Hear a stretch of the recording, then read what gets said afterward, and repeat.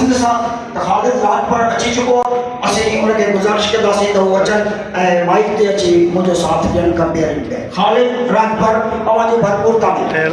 Live है ना शुरू कर नेशनल साईं हुसैन बख्श नारे जो साहब जन पे पहुंचा है असा के अजो की नशिस्त जा वो भी मेहमान है मोबाइल में कई मोहतरम हुसैन बख्श नारे जो साहब के गुजारिश कंदासीं त वो मथे स्टेज ते हला अचन मोहतरम हुसैन बख्श नारे जो साहब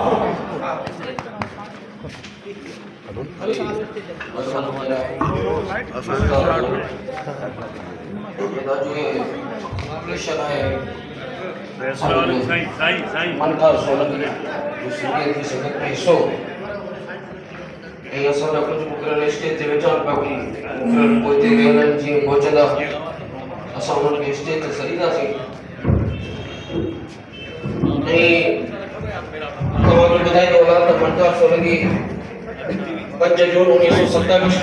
में जन्म वरतो बुनियादी तालीम प्राइमरी स्कूल नई दिल्ली में हासिल कई मैट्रिक मौजूद हायर सेकेंडरी स्कूल नई दिल्ली में हासिल कई मंठा सोलंकी पेशे के लिहाज से तबेदार रहो उन दौरान मंठा सोलंकी कड़े दुखिन हालतों में गुजरियो कामरे हुसैन बख्श नारे जो असा सा गदाए जिकरे गुजारिश है तो स्टेज ते अचे उन दौरान मंठा सोलंकी के रतो देरो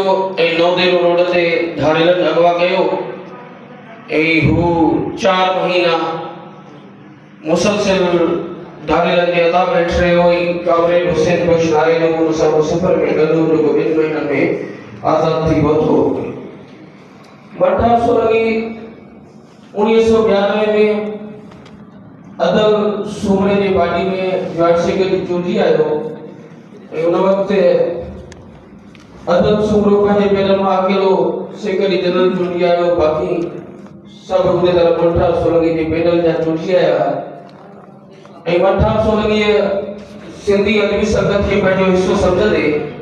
पैनल बाज़ी खत्म करे अदल सुमरे जो भरपूर साथ ॾिनो उन्हनि भरपूर प्रोग्राम कराया वो उन जो दौर वो तारीख़ जो हिस्सो है जैमें खास करे उन्हनि शायरी नंबर छपरायो कहानी नंबर शेख अयाज शायरी कैसेट नंबर 12 के मसलन ते सेमिनार कराया खैरपुर में कहानी कॉन्फ्रेंस कराई सकराट में शायरी नंबर जो मुहूर्त लारकाने में स्कोबरी के अंजन रही सरेहाने जैमें खास किरदार अदल सुमरे जे तो हुयो पर अहम किरदार मंठा सोलंकी जो ही रहो जेका रहण संघ जे तारीख़ जी वॾी में वॾी रहण हुई अहिड़ी तरह मंठा सोलंकी अदल सुमरे जो तक़सीमी ऐं तकलीफ़ी तौर साथ ॾींदो रहियो जंहिंजी पुॼाणी उनजे टेनवर जी भिक्षा में थी अज उन्हीं मंठा सोलंकी की याद में ये सेमिनार है ऐसी जायदासी त जो के मुकर्रर वेठा है तो मंठा सोलंकी जे तंजीमी किरदार ऐं तख्लीकी किरदार ते असां के कुछ बुधाईंदा मंठा जो भी शेर है त एक दर्द हुयो दिल जे अंदर एक आग हुई उन छाती में अफ़सोस जो हिकड़ो लम्हो भी सुख सां कटियो न हयाती में तो बाहर नी इन बस्ती के पर कौम की हिम्मत कान सड़ी सा अज भी कायम दायम हुआ जा आस हुई आज़ादी में तो मुझे बदन ते जीर ॾिना इन लोक चयो तो ज़ुल्म कयो ये दुनिया समझी छा सकंदी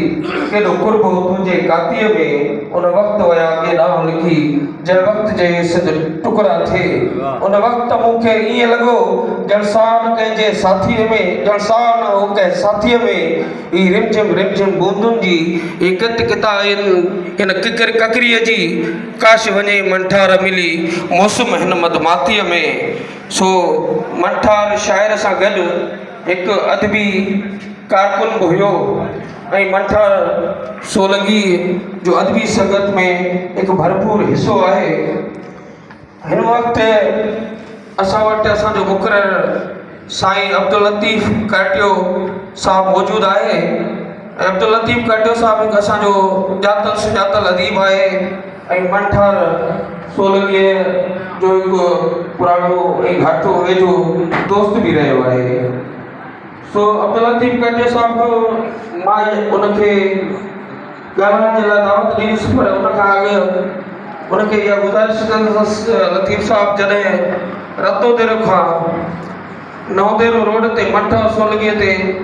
खे अगवा कयो वियो हो त हिकु दोस्त जी हैसियत सां तव्हांजो किरदारु कहिड़ो रहियो ऐं उन्हनि महीननि में मठ सोलंकीअ कहिड़ियूं तकलीफ़ूं ॾिठियूं उन ते कुझु ॻाल्हाइजो ऐं उन सां गॾोगॾु मठ सोलंकी ज़ाती ज़िंदगी ऐं मठ सोलंकी जो अदबी संगत में हिसे ते कुझु असांखे ॿुधाईंदो। अब्दुल लतीफ़ कटे साहब। हिकिड़ो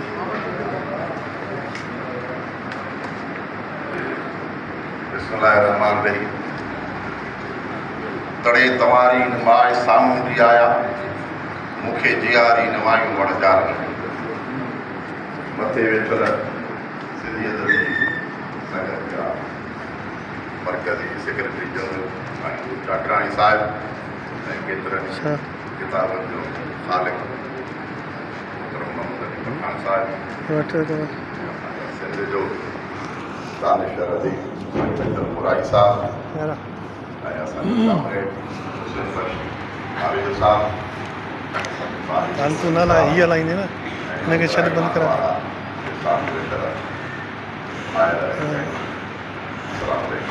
खणी वञा कोड हो तो 0077 छा थी साॻियो ई आहे ज़िंदगीअ जा डबल ज़ीरो। हा 20 साल सां गॾु गुज़ारियासीं। मंठार हुयो, मगन यार हुयो ऐं जेसीं ताईं असां हिक ॿिए खे न ॾिठोसीं रोज़ानो तेसीं ताईं असांखे करार न आयो।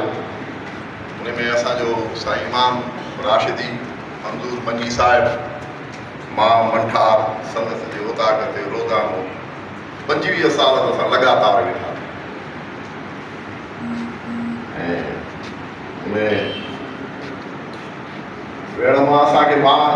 बेसिकली शाइर आहियां, अदीब आहियां, नक़ाद आहियां, पर मां शाइरीअ खे तमामु हिकिड़े पंहिंजे गुरूअ सां ॿुधंदो आहियां ऐं शाइरीअ मां घणो कुझु हासिलु थियो आहे। एतिरो कुझु हासिलु थियो जो मां हिते ॻाल्हाइण ॿोलाइण जो थियो आहियां। मंठार सोलंकी असांखां ओचितो 18 जनवरी 2012 में विछड़ी वियो। संदसि जो पोरियो सभिनी जे साम्हूं आहे ऐं सभिनी उन पोरे खे ॾिठो त मंठार सोलंकी शुरूआत में साईं आसम मां तमामु घणो मुतासिर हुयो ऐं संदसि खे उस्ताद करे मञींदो। उन नए देरे में आसम अदबी संगत जो क़याम अमल में आंदो, जंहिंमें शहर जा पढ़ंदड़ बाशऊर शाइरी ऐं अदब सां तालुक रखण वारा उहे हुन जा मेंबर पढ़िया ऐं काफ़ी कुझु हुन इजलास वकाया। मंठार वो अचानक कोई अदीब न थियो, शाइर न थियो। इहे शयूं हुनखे संदसि घर मां विरसे मां बि मिलियूं, छो जो हुनजो ख़ानदान जेको मंठार सोलंकीअ जो उहो फ़नून लतीफ़ सां तमामु घणो सलाहियल हो ऐं मंठार बि जेको आहे उहो अदब मूसीक़ी ऐं गायकीअ सां इश्क रखंदो हुयो ऐं इहे सभु शयूं मंठार खे जॾहिं विरसे में मिलियूं त पोइ मंठार हिकिड़ो शाइरीअ जे तरफ़ अदब जे तरफ़ वधियो ऐं हुनखे अलाह ताला दात ॾिनी ऐं उन दात में निखार आयो। हू जेको आहे सो अदबी संगत जी पोइ जॾहिं अॻिते हली हिन आसिम साईं सां मुलाक़ात कई ऐं साईं आसिम हुते नए देरे ईंदो रहियो। साईं आसिम मां तमामु घणो मुतासिर हो। हुन अॻिते हली साईं जे आसिम साहिब जे राब्ते सां ऐं उनजे मरबीअ सां ऐं उनजी मंशा सां आसिम अदबी संगत खे सिंधी अदबी संगत में शामिलु कयो ऐं सिंधियत जी संगत जी बाक़ाइदा हिकिड़ी शाख क़ाइमु कई ऐं शाइरनि सां अदीबनि सां उनजो ख़बर किताबत रही ऐं उन जे करे उनजी शाइरनि ऐं अदीबनि सां तमामु वॾी हुजत हिकिड़ो तालुक वधियो ऐं हू बि उन तालुक खे निभाइण जो हिकिड़ो मोर माण्हू हुयो हुन वटि बि दोस्तीअ निभाइण जा हिकिड़ा ज़बरदस्त हिकिड़ा दाम हुया जीअं शाइरीअ जा जीअं अदब जा त तीअं तहिड़े नमूने सां हुन वटि दोस्ती निभाइण जा बि दाम हुया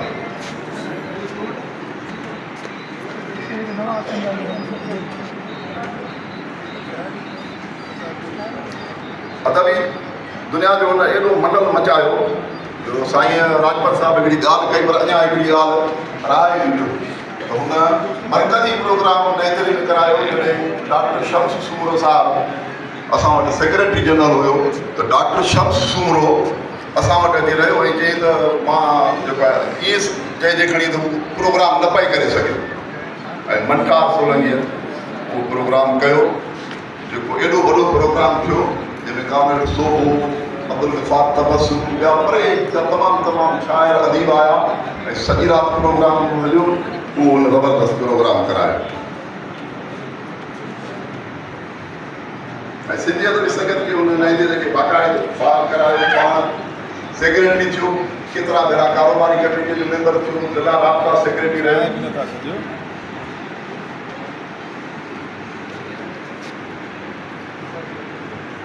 ऐं उनजी जेका 1816 जी जेका मुसलसिल जेका सिंधियत जी संगत में जुस्तजू ऐं जेका तहरुक में रहियो उन जे सबबु उहो मरकज़ में हिकिड़ो दफ़ो जॉइंट सेक्रेटरी थियो जंहिं ज़माने में अदब सूमरो साहिबु असांजो सेक्रेटरी जनरल हुयो उन ज़माने में हुन जॉइंट सेक्रेटरीअ जो किरदारु अदा कयो पर ॾिठो ईअं पियो वियो त ॼण सॼे मरकज़ जी ज़िमेवारी इन 1816 ते आयूं ख़ुशि रसूलो बि असां अहिड़ो निभाईंदो रहियो सभु साईं अहमद अली वेठा ॿिया दोस्त वेठा वफ़ा वेठो आहे सभिनी ॾिठो त मनठार छा हुयो मनठार हुन सिंधियत जी संगत खे फाल कयो ऐं सिंधियत जी संगत खे ज़बरदस्त कमु कयो ज़बरदस्त ख़िदमत कयो मां ॾिठो त हुनजे दस्तरखान ते सभ खां मथे बि महिमान ईंदा पर हुन कॾहिं बि कंहिंखां पैसा वठी हुननि खे मानी न कराए हमेशह पंहिंजे हड़ऊं वड़ऊं पंहिंजे घरूं पर मां इहो बि ॾिठो त जेकॾहिं कंहिं शाइर खे का रख हूंदी त उनखे रख जी मानी कराए खाराईंदो रहाइश जो इंतज़ामु बुज़ुर्गनि जो इंतज़ामु उन्हनि जे सभिनी जो अदब अख़लाक ऐं सभिनी जे लाइ दर खुलियल सिंधियत जी संगत खे जॾहिं हुन अलविदा चई जॾहिं हिन ज़िंदगी खे अलविदा चई त उन महिल ॿियो सेक्रेटरी हो सिंधियत जी संगत नई दिल्ली जो पंहिंजे रत सत सां हुन हिन प्लेटफॉर्म खे जारी सारी रखियो ऐं हिन जूं लाज़वाल ख़िदमतूं लाज़वाल मुहबतूं उहे असांजे सीने में लिखियल न आहिनि पर उकरियल आहिनि संदसि सां मुंहिंजी तमामु घणी मुहबत रही ऐं हुनजो किरदारु उहो निमाया आहे हुन 2 किताब लिखिया जेकर आउं बि पढ़णु वञा ऐं हुनजे वफ़ात खां पोइ जेको किताबु आहे आउं अकेलो राउंड में उहो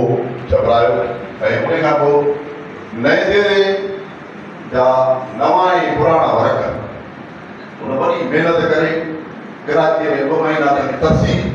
मवाद गॾु करे ऐं मुख़्तलिफ़ मौज़ूअनि ते मुख़्तलिफ़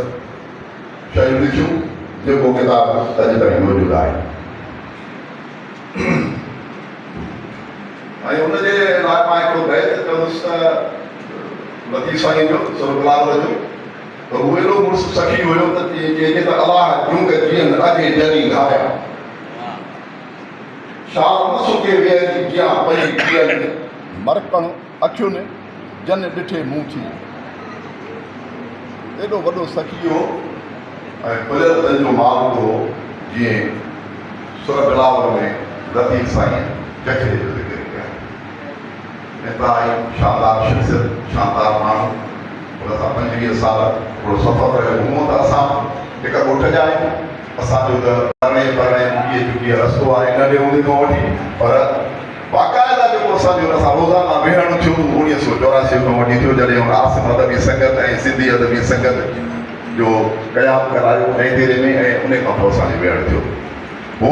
दोस्त चयो त 4 महीना अॻुवा थी वियो हू 4 महीना अॻुवा न थी वियो 5 महीना 10 ॾींहं अॻुवा थी वियो ऐं हुन ॿुधायो पंहिंजो अज़ीज़ूं जेके हुन ॿुधायूं हक़ीक़त इहा आहे त ईमानदारी जी ॻाल्हि जीअं सभु ॻाल्हियूं मुंहुं ॾींदियूं आहिनि नी असांखे सभु ॻाल्हियूं हुन जूं ईअं यादि पवनि थियूं ऐं असां उहे ॻाल्हियूं हिकु मनो करे नथा सघूं एॾियूं हुन जूं असां वटि ॻाल्हियूं आहिनि एॾो हुन वटि जूं ॻाल्हियूं महफ़ूज़ आहिनि हुन ॿुधायो त हिकिड़ी 8 फुट क़बर नमूने हिकिड़ो हेठि खॾ खियल हुई जंहिंमें असांखे 2 ॼणनि खे ज़ंजीर हणी मुंहिंजे जंग में बि ऐं ॿिए हिकिड़े जे जंग में बि ज़ंजीर हणी असांखे उतरणु तरसायो हिकिड़े ॾींहुं अहिड़ो थियो जो उन क़बर जहिड़ी कोठीअ में मथां नांग अची असांजे अंदरि कयो हाणे 2 माण्हू उन हिकिड़े अहिड़े खॾ में रहनि पिया उते नांग अची किरियो त कहिड़ी कैफ़ियत हूंदी बहितर उहे जेके धाड़ेल हुआ जेके हिनखे अॻुवा करे विया हुआ उहे जंहिं महिल आया त उन्हनि वरी हिननि खे चयो त तव्हांखे वरी नांग सां भउ थो थिए असांजा त ॿार बि नांग सां खेॾंदा त इहे ई हुन अज़ियतूं ॾिठियूं इहे कैफ़ियतूं ॾिठियूं सो इहे ॾाढा हुनजा हुन ॾुख बि ॾिठा हुन ज़िंदगीअ में इहो वॾो हुनजे लाइ ॾुख हो ऐं जेकॾहिं हू रेवेन्यू डिपार्टमेंट में हुन नौकिरी कई त उते बि हुन दलेरी ऐं बहादुरीअ सां नौकिरी कई वरी नीच थी हेठि थी हुन नौकिरी न कई हमेशह उहो खुशकुल सखी ऐं दोस्तनि जो दोस्त मुख़्तसिर दोस्त रखंदो जेके हुनजा दोस्त हुया उहे ई हुनजा दोस्त हुआ ऐं मुकमिल शाइर ऐं अदीब हो न की ॿी तरफ़ को लाड़ो हुयो न त शाइर अदीब इलाही सारा ॿिया कमकारी में कंदा आहिनि पर हे मुकमिल शाइर ऐं अदीब हो संदसि खे मां हिन अॼोके हिन मनखार 16 जी कॉन्फ्रेंस में सलाम पेश कयां थो ऐं जेके बि हिते ॿाहिरियां दोस्त असांजा आया आहिनि असांजो साईं अमन सोलंकी साहिब बि हेठि वेठा आहिनि ऐं ॿिया बि काफ़ी दोस्त हेठि वेठा आहिनि पोइ मां उन्हनि खे वरी सलाम थो कयां ऐं सिंधी अदबी संगत शाख नई दिल्ली जे पारां बि अवां सभिनी आयल महिमाननि जी आजां कयां थो ऐं इन उमेद सां अहिड़ा मेला मनठार लाइ सभु दोस्त बचाईंदा रहंदा सदा आबाद रहो साथ सलामत सिंध सलामत महिरबानी ॾाढी महिरबानी साईं इन असांजे प्रोग्राम में असांजा ॿिया मुक़ररु उहिदा आहिनि सिंधी अदबी संगत जे अॻूणे सेक्रेटरी जनरल ऐं किताब ख़्वाब आवारा पखी जे ख़ाली मोहतरम अहमद सोलंकी साहिब खे गुज़ारिश आहे त उहे स्टेज ते अचनि ऐं उन सां गॾोगॾु असांजो मशहूरु कालम निगार वञनि सूर संदा कयूं कथा जो ख़ालिक मोहम्मद खान अबड़ो साहब भी असां वटि मौजूदु आहे खेसि गुज़ारिश आहे त स्टेज ते अचनि मोहम्मद खान अबड़ो साहब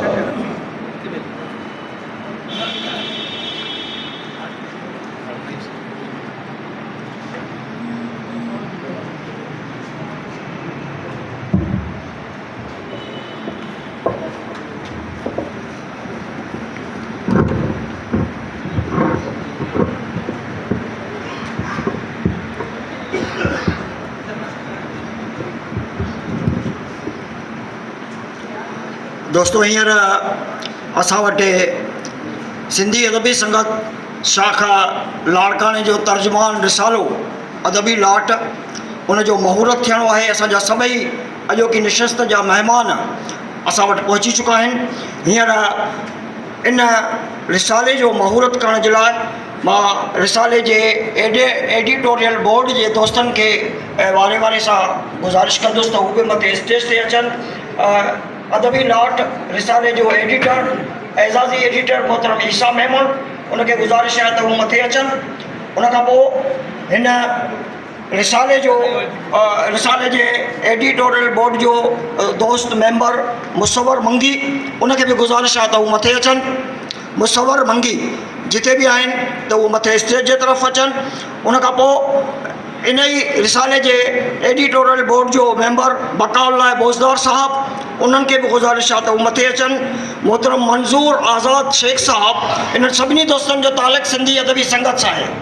त उनखां पोइ मंज़ूर आज़ाद शेख साहब खे बि गुज़ारिश आहे त हू मथे स्टेज जे तरफ़ अचनि उन खां पोइ आउं उस्ताद गुलदायो एडिटोरियल बोर्ड जो मेंबर आहियां, हिते मौजूदु आहियां। उन खां पोइ मोहतरम सिद्दीक़ सुमरो साहबु उहो बि मथे स्टेज ते अचनि, ऐं उन खां पोइ मोहतरम एजाज़ सोलंकी साहबु, उन्हनि खे बि गुज़ारिश आहे त उहे मथे स्टेज ते अचनि त जीअं किताब जो महूरत थी सघे। हीउ एडिटोरियल बोर्ड आहे जेको समूरो मौजूदु आहे। हींअर महिमाननि खे गुज़ारिश कंदासीं त हू इन महूरती तक़रीब में, महूरती रस्म में असांजी मदद कनि।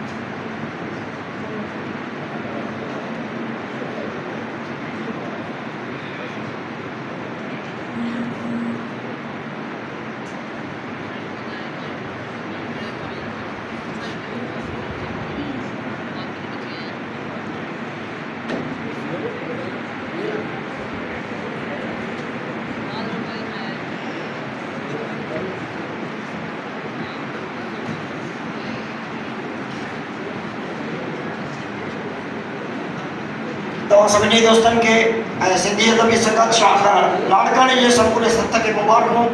अदबी लाड़ जो महूरत थी चुको आहे। हींअर असां पंहिंजे प्रोग्राम खे अॻिते वधाईंदासीं ऐं हींअर ख़्यालनि जे इज़हार लाइ उन शख़्सियत खे आउं दावत ॾींदुसि ॻाल्हाइण जी, जंहिं सां जॾहिं बि मुलाक़ात थींदी आहे ऐं हुन सां कचहरी थींदी आहे त ईअं महसूसु थींदो आहे त हूअ सिंध जे सियासी मंज़र जी घुमंदड़ फिरंदड़ तारीख़ आहे। न सिर्फ़ु सियासी लाॻापो हुनजो, सियासी तालिक़ हुनजो, पर तमामु सुठी समाजी शख़्सियत ऐं इल्म ऐं अदब परवर शख़्सियत मोहतरम कामरेड हुसैन बख्श नारे जो असांजे हिन नशिस्त में मौजूदु आहिनि। ऐं गुज़ारिश कंदुसि कामरेड हुसैन बख्श नारे जो साहब जन खे, जेके पिणु मंठार सोलंकी जा निहायत वेझड़ाईअ में वेझड़ा दोस्त रहिया, उन्हनि खे गुज़ारिश आहे त उहे अचनि ऐं मंठार सोलंकी जे हवाले सां पंहिंजे ख़्यालनि जो इज़हार कनि। अवां जूं भरपूर ताड़ियूं मोहतरम हुसैन बख्श नारे जो साहब।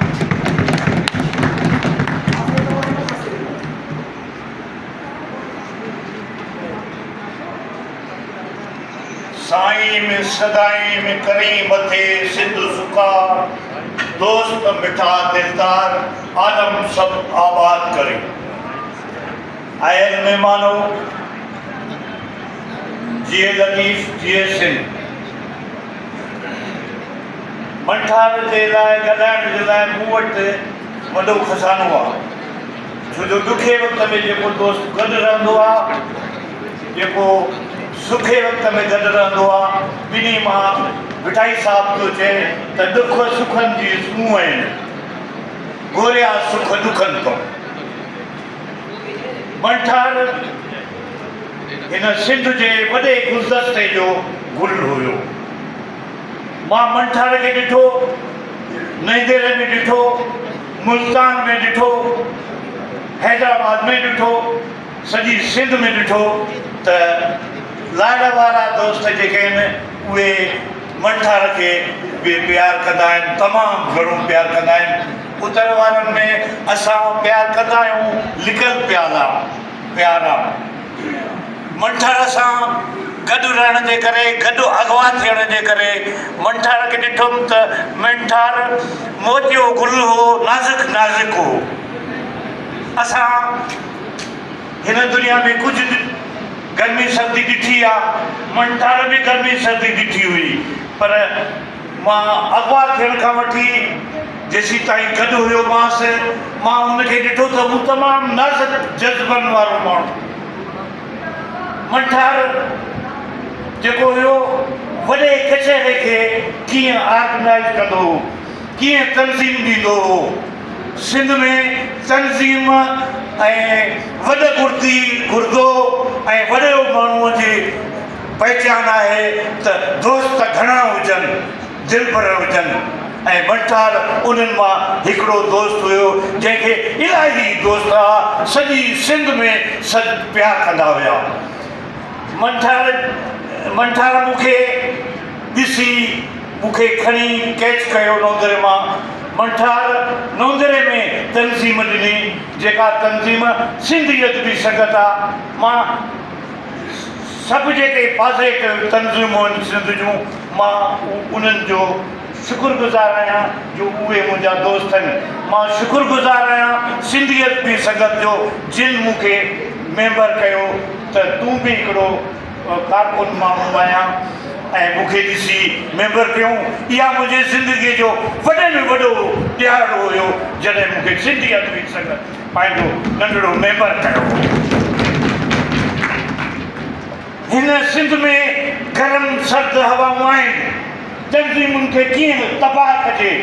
कीअं उन्हनि खे मथे कजे, कीअं उन्हनि खे वॾे की आदत खणी ऐं वॾो थी। ऐं हिन तनज़ीम खे इलाही माण्हुनि कोशिशि कई आहे त हीअ तनज़ीम माठी थिए, चुप थिए। उहे हवाऊं गरम सर्द ॿाहिरियूं अंदरियूं सभु आहिनि, पर शाबस आहे उन्हनि जे अॻुवाननि खे, उन्हनि जे हीरनि खे जेके हीअ तनज़ीम सिंध में मां ॾिठी आहे। ॿ भेरा वोट ॾिनो आहे मरकज़ी। मूंखे ख़बर आहे त कहिड़ी वॾी तनज़ीम आहे। मूंखे तनज़ीमुनि जी ख़बर आहे, मूंखे चङी तरह ख़बर आहे। इलाही तनज़ीमुनि जी हेठा फीसा आहे, इलाही सिंध जूं नारा हणंदड़ ऐं खुर्जी मां भरींदड़, पंहिंजो पेट भराईंदड़, पंहिंजे ख़ानदान खे भरींदड़ मां हीअ तनज़ीम बि ॾिठी आहे त हिक ॿिए खे तनक़ीद ज़बरदस्त कंदा आहिनि। पर तनक़ीद जो उसूल हुजे न। तनक़ीद आहे जिते गरम हवाऊं लॻनि थियूं ज़ालिमनि जूं, उते कहिड़ी तनक़ीद उसूल वारी थींदी। मां हिन तनज़ीम खे ॾिठो आहे त हैदराबाद में कीअं उन्हनि जी हेठा फीस आहे। उहो जॾहिं मिलनि था त भाकुर पाइनि था हिक ॿिए सां। असां वारा मिली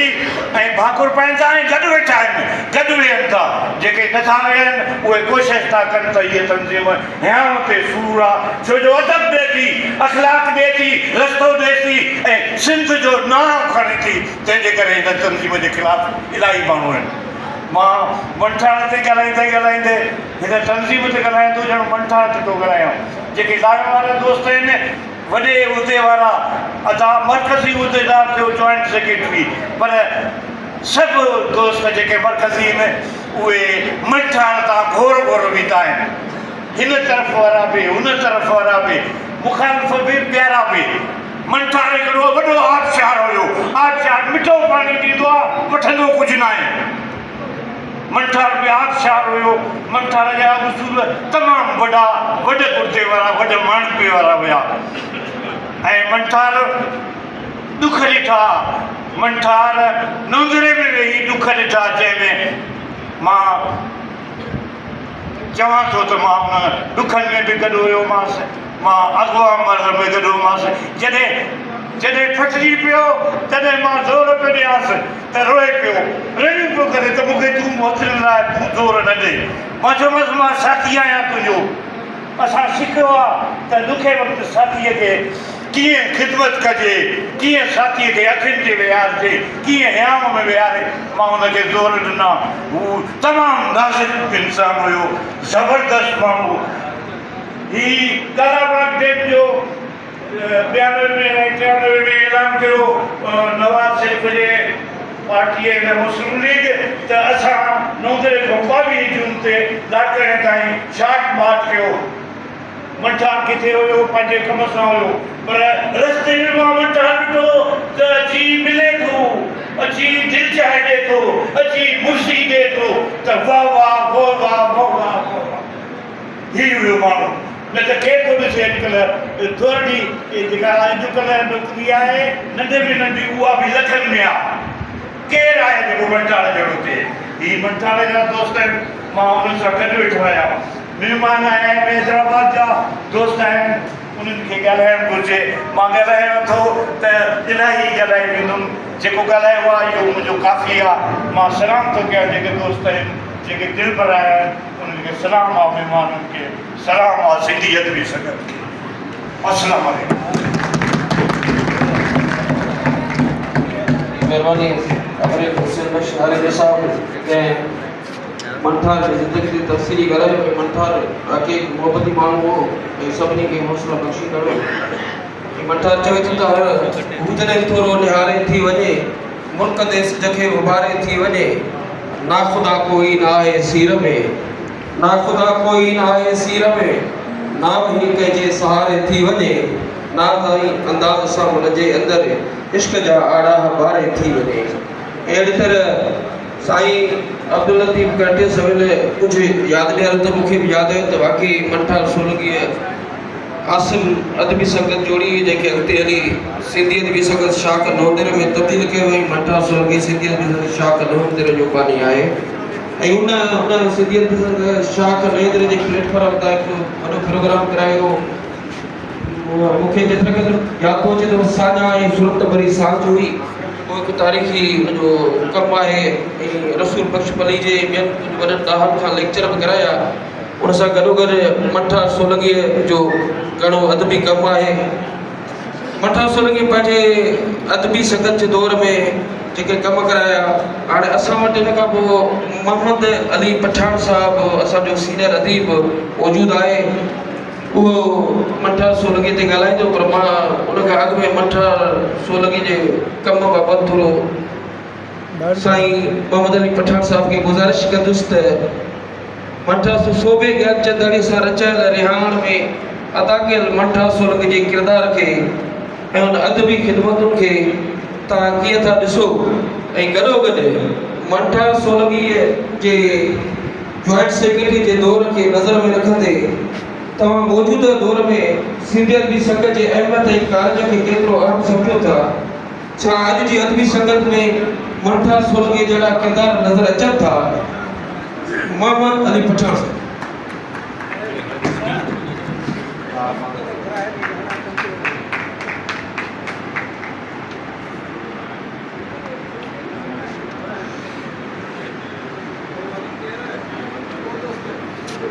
लतीफ़ सरकार कयो आहे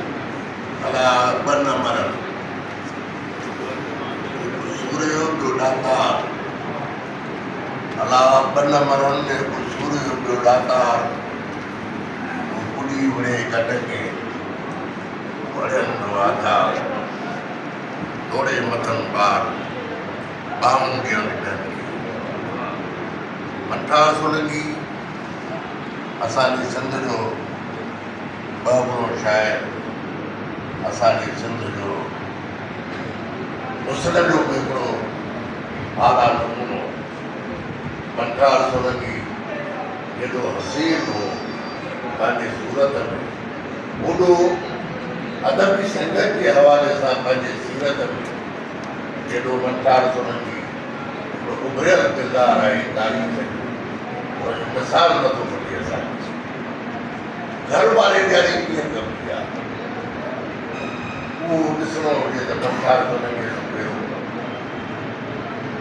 जंहिंजो घर ठातो त उन में वॾी सरगर्मी सिंधी अदबी संगत जी ऐं उन में पैसो जेतिरो खाधे ते ख़र्च कयो उन खां पीणो चवणो पैसो अदबी संगत ते ख़र्च, अदीबनि ते ख़र्च। ऐं अदबी संगत एॾी मुतहरिक सॼी सिंध में सभई अदीब उहे हिकु साह थी साह खणंदा हुआ। पहिरीं इलेक्शन जंहिंमें उहो मर्कज़ी जॉइंट सेक्रेटरी थियो उन में हुन शासी वोट कया। इहा हुनजी लीडरशिप ॾिसो त इहा हुनजी पहिरीं हिकिड़ी उथल आहे, पहिरीं हिकिड़ी विरांग आहे, पहिरियों हिकिड़ो टपो आहे जंहिंमें हुन माण्हूअ शाहासी वोट कया। ऐं सेक्रेटरी जनरल जेको थियो असांजो मानाए थो चाहे अदल सुमरो साहिब उहे 73 वोट कया। माना जेकॾहिं मंठार सोलंकी साहिब सेक्रेटरी जनरल लाइ कीअं आहे त उनखे केरु बीमारी हूंदी आहे सॼी सिंध हुन सां जेको प्यारु कयो बेलोस जेका हुनखे मोहबत सिंध बि ॾिनी ईअं हुन पंहिंजा बि जेके आहिनि उहे हथ उहे जेके आहिनि उहे सिंध जे लाइ पंहिंजो ढोल बि सिंध जे लाइ सिंधी अदब जी संगत लाइ उहो सॼी उमिरि वक़ुफ़ कई पंहिंजो सभु कुझु वक़ुफ़ कयो मंठार सोलंकी जो ॾियनि पहिरीं त हुन वटि अना न हूंदी जेका कंहिं लीडर में ख़ूबी हूंदी आहे उहा अना न हूंदी आहे अना जंहिंमें हूंदी उहो लीडर न हूंदी भली वोट खणी अचे कुंड की हटे पर अना जेका आहे उहो जेकॾहिं पट ते वेहंदो त हुन सां सभई हज़ारे माण्हू पट ते वेहंदा पर जेकॾहिं उहो घट ते वेहंदो त वॾेरो लॻंदो माण्हू हुन खां फ़ासिले ते रहंदा मंठार सभिनी खे ॿई ॿाहूं खोले पाईंदो इहो कल्चर पैदा करण जी ज़रूरत आहे हिनमहिल माज़रत सां अदबी संगत असांजो दोस्त मुंहिंजे प्यारे दोस्त रज़ा कुमार साहब प्यारो शागिर्द साईं नूर काकराणी साहब हुन खां माना असांजो टहीअ जो बल्कि सीनियर टहीअ जो मां ईअं चवां साहब इहे कमदा असांजा जेके मिलण रहिया अदबी संगत जा हाणे ॿार जेको आहे साहब थिया नूर साहब उस्ताद सेव कयां न बस महिरबानी करे ऐं लाख दी तव्हांजी ठाह में सिंधी अदबी संगत खे जोड़ण में 40 मिंट थिया खे मिलाइण में जेको रोल ॾिनो आहे उहो असांखे सभई खां पहिरियां त उन लाइ तारियूं थी वञनि हुनजो तमामु उहो त हले महिरबानी कयो ऐं अञा हुनखे मारे वञो बाबा अदबी संगत जो त इहो उसूल कोन्हे असांजे वॾनि जेका अदबी संगत ठाही उहा अञा खे मारण लाइ ठाही लिखियूं ॿुधाईंदा हुआ ऐं उन ते यानी बिना रियाव जे बिना कंहिं ख़्याल जे उहो जेको सच सम्झंदा उहा तनक़ीद कंदा जंहिंजे नतीजे में असांजो जेको माज़ीअ खां वठी जेको लिटरेचर या उनजी जेका तारीख़ आहे उहा रिच आहे उहा आसमान सां ॻाल्हियूं थी करे जमाल हिकिड़ो अॼु बि उभरियो बीठो आहे अॼु बि असांजा उहे पिलर उहे अदबी संगत जे प्लेटफॉर्म तां जेके आया उहे उभरियल आहिनि उहो साईं 80 जे ॾहाके में अलाए कंहिंजी नज़र लॻी अदबी संगत खे कोई या हिकिड़ा कोई मां हिकिड़ा इस दिलि के टुकड़े हज़ार हुजे उन्हनि 1000 टुकड़नि खे अॻे जेकॾहिं वरी कंहिं कढियो त उहो मंठार थो लॻे असांजो ताजो साहब जेको 83 में सोलंकी साहब थोरो गौर करे अदबी संगत जी तारीख़ असां सभिनी खे आॾो गुज़री आहे त 83 में असांजो दोस्त ताज जोयो साहब जेको लेखक अदीब शाइर पर अदबी संगत लाइ हिकिड़ो कमु कयो तारीख़ जो पहिरियों खणो पुठाड़ो कयो पोइ ठाठा कयो मंठार सोलंकी जे ज़माने में ॿ हिकिड़ा वॾा किताब बि शाया थिया ऐं हुनमें हुनजो ढोली चंदो शामिल हो जेके सिंधी कहाणीअ ते जेको अदब ऐं मंठार वारनि कॾहिं जेको आहे हिकिड़ो किताब हकीम ऐं शाइरी नंबर इहे ॿ किताब बि काउंट कयो तव्हां मंठार जे लाइ हुन खां पोइ ॿी जेका नई रवायत उहा विधी मंठार साहब उहा थिया असांजो दोस्त अब्दुल बीमार थियो ऐं हुनखे कैंसर जी बीमारी माण्हू मांगड़ी लंगड़ी कैंसर जो मर्द जेको आहे तमामु वॾो मंठार सोलंकीअ कंहिंजे ॾाढो ढोली ढल न बजाए इहा रवायत विधी त पाण में ढोलीअ चंदो कयो ऐं असां ढोलीअ चंदो कंदा हुआसीं असां अफ़ज़ल कादरीअ खे दवाऊं घर पहुचाईंदा हुआसीं त हुन पंहिंजी ज़िंदगीअ में कंहिंजे ॾाढो हथु न ॾिनो। इन ॿियनि जी ज़रूरत आहे। नूर टाकराणी साहिब खां तवको इजाज़त रखूं त ही सभई तव्हांजे मन जूं छातियूं आहिनि, ही सभई पन उनजो थुड़ तव्हांजो, उनजो बुनियादु तव्हांजो। असांखे 21वीं सदीअ जी उहा अदबी संगत उहा असांखे ॾियो, महिरबानी करे ॾियो। असांखे जेको आहे असांखे इलेक्ट्रॉनिक मीडिया सां मुताबिक़ करायो, असांजी अदबी संगत खे मुताबिक़ करायो। इहा मंथार जी ख़िदमत थींदी, इहा सॼे अदबी वायुमंडल जी ख़िदमत तव्हांजे तारीख़ी बार में आहे। हा साईं मोहम्मद सां नबरो आहे, हा साईं रखियल मोराई आहे, साईं अमन सोलंकी आहे, ॿिया जेके दोस्त वेठा सभई तव्हांजो हथु वधाईंदा रहियो। लीडर में हलंदो त सॼी हल्का हुन सां गॾु हलंदी न।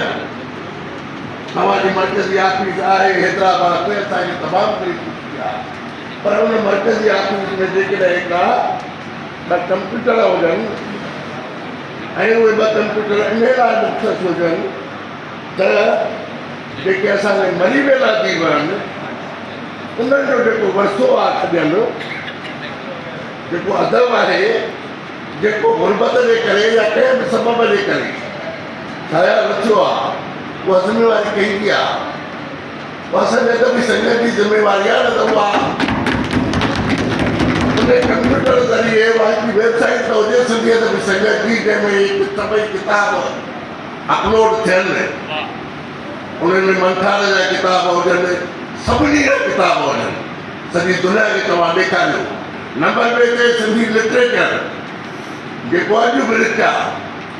साल में केतिरो सुठो लिखियो थो वञे, उनजी का तकतोड़ केरु कंदो? अदबी संगत कंदी न। तव्हां जेकॾहिं उहा प्रोग्राम करे वेंदा, अहिड़ा प्रोग्राम जेके बसि वेले खे चिलो पोइ उन्हनि मां लाभ न मिले, सूबे चांचलाणीअ जी जेका सालगिरह या प्रधान जेका हिन जनाबाग में कई वई, सिंध लेवल ते लखे रुपया हुनते ख़र्चु थियो, ऐं सूबे जो नालो तव्हां सम्झी सघो था। सूबे जो नालो गौरव जेको मंठार सोलंकी लुड़ो मुलाज़िम हो, हुन पंहिंजो सिरसा आहे सूबे सां हवाले कई। कहिड़ियूं रवाय कुओं जूं पवण खपनि न। अॼु असां तवको था कयूं न नूर टाकराणीअ खां, त ॿियो त अहमद अली कॉन्फ्रेंस ते कोठायो भली न थी, ॿियो त गुलाम नबी मुगल जीअरो आहे, हाणे हुनजी उमिरि 84 वरे आहे। लंदन सिंध जा आख़िरी जेके आहिनि उहे किरड़ा आहिनि, इन्हनि खे केरु इन्हनि सां जेके नई टईअ खे केरु मिलाईंदो? हिकिड़ो ॾिसारो आहे भई तव्हां शाया नथा करे सघो, मसाइल न आहिनि, बराबरि न आहे, पर हीअ जेकॾहिं हीअ ढोली पियल आहे, असांजो लीडर निकिरंदो न त हिनखे ज़रूरत न पवंदी त कंहिं सरकारी खज़ाने खां हिनखे ॿ रुपया मिलनि त पोइ प्रोग्राम करे। ऐं मोहम्मद ख़ान अबड़ो असां सभु हुनजा सिपाही आहियूं, उहो असांजो लीडर आहे, इहा ज़िमेवारी हुनजी आहे।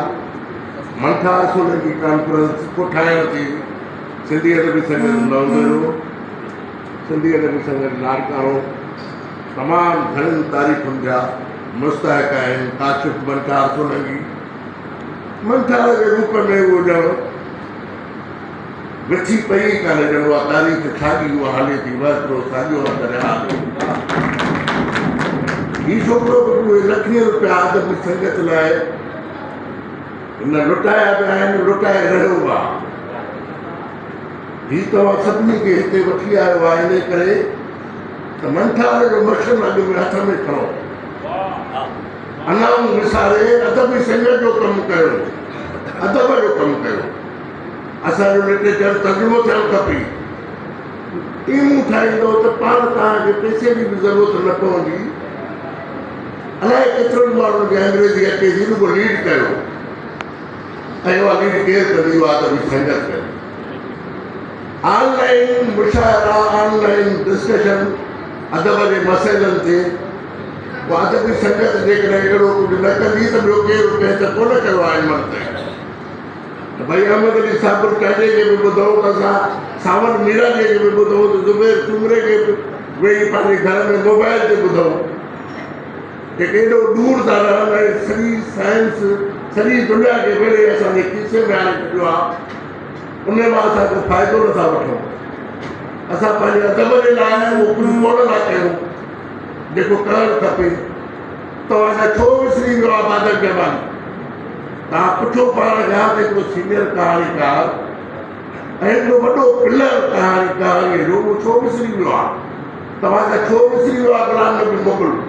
तव्हांजा छो उहे तारीख़ जूं आम करियूं विसरियल आहिनि? ख़ुदा मंठाड़ जे सदिके उन्हनि करियुनि खे मिलायो, तारीख़ खे जोड़ियो, तारीख़ खे ठाहियो, अॻिते वधो, झंडो खणी हलो, हर इशूअ ते तव्हां बीह रहो। ख़ासि तौर ते अदबी इशूज़ ते रुगो मर्कज़ी ऑफिस हैदराबाद में न हुजे पर हाणे यूनिट खे तव्हां हिकिड़ी ऑफिस ॾियारण जी कोशिशि कयो, हिकिड़ी मुहिम हलायो। सभु कुझु आसान आहे, नामुमकिन का शइ न आहे। हिकु वक़्तु 1000 मीलनि जो फ़ासिलो तइ कंदी आहे मुंहिंजा साईं। असां सभु निंदड़ कयूं तव्हांजे तंज़ीम में हूंदे। मां बीमार आहियां, पियो आहियां, कंहिं मूंखे फ़ोन ते पुछियो आहे मां केरु आहियां, तव्हांजो हिसो आहियां न। मां कल्ह उन पुठियां वेठो आहे हिकिड़ो झूनो शाइर वासिफ़ अली वासिफ़, उहो पुठियां वेठो आहे ऐं उहे शाइरी ॿुधंदो त सॼो हाल रोअंदो। इहो कंहिंजो हिसो आहे? इहो असांजो विसरी छो वियो आहे? माज़रत सां धिको ॻाल्हाइणो हुजे माफ़ी करे। दोस्तों ख़ासि करे मुक़ररनि जे लाइ इहो अर्ज़ु आहे वरी ॿीहर त 7 मिंट हिकु मुक़रर जे लाइ असां मख़सूस कया आहिनि। उनजी पोइवारी कयो त वधीक बहितर थींदो। हींअर असां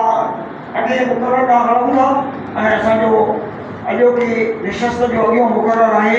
सिंध जो नाले वारो अदीब ऐं शाइर साईं मोहम्मद रखियल बोराई साहब। उन्हनि खे गुज़ारिश आहे त उहो अचनि ऐं अची पंहिंजे ख़्यालनि जो इज़हार कनि। हमारे भरपूर ताल में मुहतरम रखियल बोराई साहब। स्टेज ते वेठल हूंदा सभई मोहतरम दोस्त ऐं साम्हूं वेठल सभई आता ॻाल्हाइणो आहे इंतिहार मठार सोरंगे जो हिसो सिंधियत जी सिंगत ऐं मठार सोरंगे खे मां कॾहिं खां सुञाणा जॾहिं हुनखे शायदि पुछियो न आहे ऐं मूंखे पुछियो आहे जॾापुर थी आम साञा पेरेंट्स तॾापुर तिर जेतिरो वेरल विसरिया अंदरि रूह रहिया सॼण मुताद करे। बिल्कुलु शाह जे सुठे वांगुरु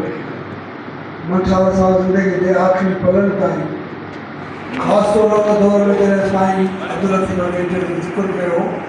त नए तेरे जे तारीख़ ते किताब शहर जो त कैट स्टेशन जे भरिसां लॻभॻि का होटल हुई उन में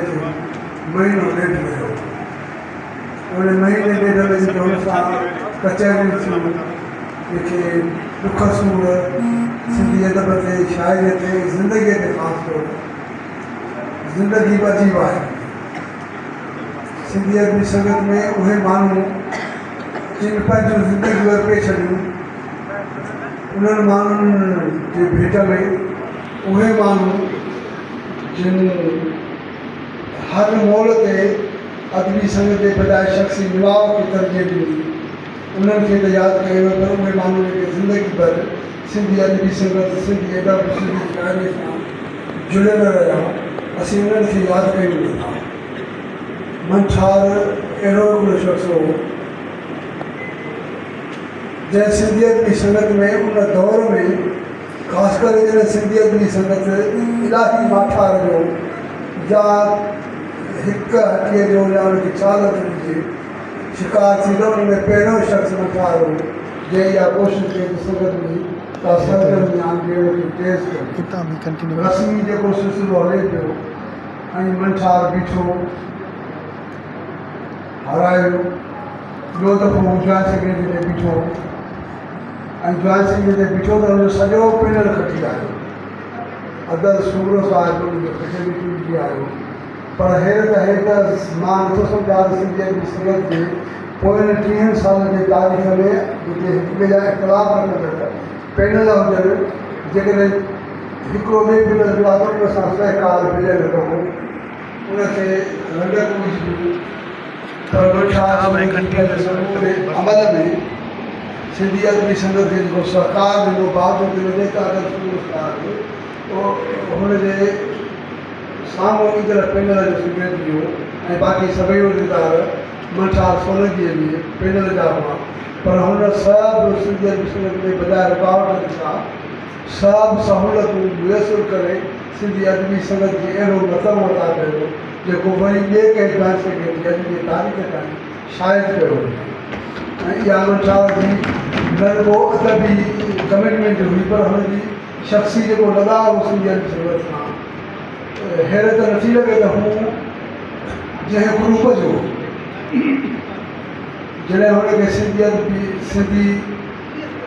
MA MPhil करण जे लाइ मकाले जो चयो वियो त हुन अदर सूबे जे शाइरी खे खणी अदीब खे ईअं सोचणु खपे अदीब तंज़ीमी तौरु ठीकु आहे तंज़ीमूं हलंदियूं त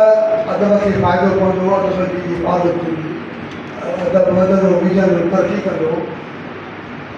पर ख़ुदि अदब उन अदब सां केतिरी वेझिड़ाई लेखक जी हुजणु खपे इहो मिसाल वटि अकेलो मंठार सोलंकी आहे जंहिं मुख़ालिफ़ ग्रुप जे सेक्रेटरी बावजूदि हुनजी अदबी शख़्सियत खे जेतिरो मतिलबु ॾिनो शायदि सिंधियत जी संगत जे तारीख़ में अहिड़ो मतिलबु मुख़ालिफ़ खे को माण्हू दिली तौरु ॾिए मूंखे नथो सम्झे इहा मंठार जी ज़िंदगी अदब दोस्ती ऐं तकलीफ़ी सुभाउ हो हू शख़्सी तौरु जॾहिं खां सेक्रेटरी थियो जॉइंट सेक्रेटरी थियो उनखां अॻु में जॾहिं आसपास जी संगत जो हू सर्कल भॻवान हो ऐं मूंखां ॿ माण्हू उहे त कॾहिं बि न थी सघंदा जिन आसपास जी संगत खे सिंधियत जी संगत में ज़िम कयो त पोइ सॼी ज़िंदगी सिंधियत जी संगत सां ईअं जुड़ी विया जो जॾहिं हुनजो पोइ जो तालुक़ु को रहे कोन हुन समूह तवानायूं कोशिशूं पंहिंजे सिंधियत जी संगत में ॾिनियूं ऐं उनजो मंठार खां पोइ या मंठार सां गॾो ॿियो मिसाल अयाज़ जानी जो आहे अयाज़ जानी सिंधियत जी संगत जो न हो आसिमत जी संगत जो हो छाकाणि त आसिमत जी आसिम साईं आसिम नाथन चाहे मंठार जो उस्ताद हो त अयाज़ जानी जो बि शाइरी जो उस्ताद ऐं हुननि जो ॿिन्ही जो साईं आसिम नाथन चए सां ग़लति हुनजे आख़िरी घिरनि ताईं रहियो नंढिड़ो दुकान ॾो वञी हुन खोलियो ॾियारीअ में असीं सभु गॾिजी मंठार जॾहिं बि ईंदो हो अयाज़ जानी त ख़ासि करे रंधावे सम्झो आहे त साईं आसिम सां हुननि कॾहिं बि भेरो थियो मोहम्मद अली माजिद जो ॾाढो तलख़ ज़िक्र बि कयो त हुनजा शागिर्द हुन सां कीअं रहिया हैरत आहे त हुनजा शागिर्द मंठार जहिड़ा ऐं अयाज़ जानी जहिड़ा लाइक़ु हुननि खे औलाद खां वधीक मतिलबु मानींदड़ बि रहिया हुनजा उहे शागिर्द बि रहिया जिन ते साईं आसिम नाथन चाहे जो किताबु सम्झे थो अदब में हिकिड़ी बीच पिण जो हिकिड़ो आला मिसाल आहे त हुन में साईं आसिम नाथन चाहे पाण लिखे थो ॿिनि लफ़्ज़नि में त हीअ किताब मूं पंहिंजे हथनि सां तरतीब ॾेई बुक में फेर करे रखिया आहिनि उहो छपियो पियो आहे ऐं उन जे तारीफ़ में उनजो सहेड़ींदड़ थो लिखे त हीअ किताब मूं घणी कोशिशि खां सहेड़े अवामा में वारो आहे इहो साईं आसिम नाथन जे सां इहे ज़्यादातर मुंहिंजे ख़्याल में सफ़ा थी आहिनि पर मंठार जेको साईं आसिम सां समूरी ज़िंदगी हलियो ऐं हू सिंधियत जी संगत सां समूरी ज़िंदगी जंहिं तरीक़े सां हलियो शायदि को माण्हू सिंधियत जी संगत सां ईअं हली सघे के पंहिंजा शख़्सी स्वभाव थियनि था के शख़्सी हासिलातूं थियनि थियूं मंठार उन्हनि सभिनी खां वधीक हुन सभु शख़्सी हासिलात जे कुझु में संगत जे कुझु में शख़्सी हासिलात जी फ़र्क़ु कॾहिं बि न कई हुन सिंधियत जी संगत खे ॾिनो ऐं एतिरो ॾिनो जो ईंदड़ ॿई शायदि जॉइंट सेक्रेटरी सिंधियत जी संगत खे मरी सघे पर पोइ बि मूंखे हुनजे उन समूरे कम खां सवाइ तकलीफ़ी पासो वधीक आम लॻे थो ऐं वधीक वणे थो। हुनजो शख़्सी पासो त आहे ई आहे जेको मुंहिंजे रूह में मुंहिंजे अखियुनि में शायदि ओसिताईं रहे जेसिताईं मुंहिंजो अखियूं ऐं मुंहिंजी दिलि सवाल न करे। मुंहिंजा सुनजे ऐं अॼु लालकाने में हिन सेमिनार में शरीक थी सचपच मुंहिंजा सुनजे ते मां ॻाल्हायां नथो, माण्हू खे भेटा थो हिकु दोस्त खे जेका दोस्त भेटा ॾींदो आहे मूंखे उमेदु आहे त उहा क़बूल थो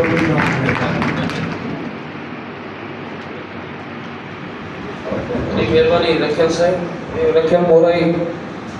जंहिं मंठा सोलंकी जी ज़िंदगी बाबति असांखे ॿुधायो ऐं अॻियो मुक़ररु असां वटि आहे सिंधियत जी संगत ते जो अॻूणो सेक्रेटरी जनरल मोहतरम अहमद सोलंकी साहब असां वटि मौजूदु आहे। अहमद सोलंकी सिंध जो ॼातल सुञातल शाइर आहे। संदसि मशहूरु किताब आहे ख्वाब और पखी। अहमद सोलंकी खे गुज़ारिश कंदुसि त हू मंठार सोलंकी जे अदबी प्रोग्रामनि खे कामयाब करण वारे किरदार ऐं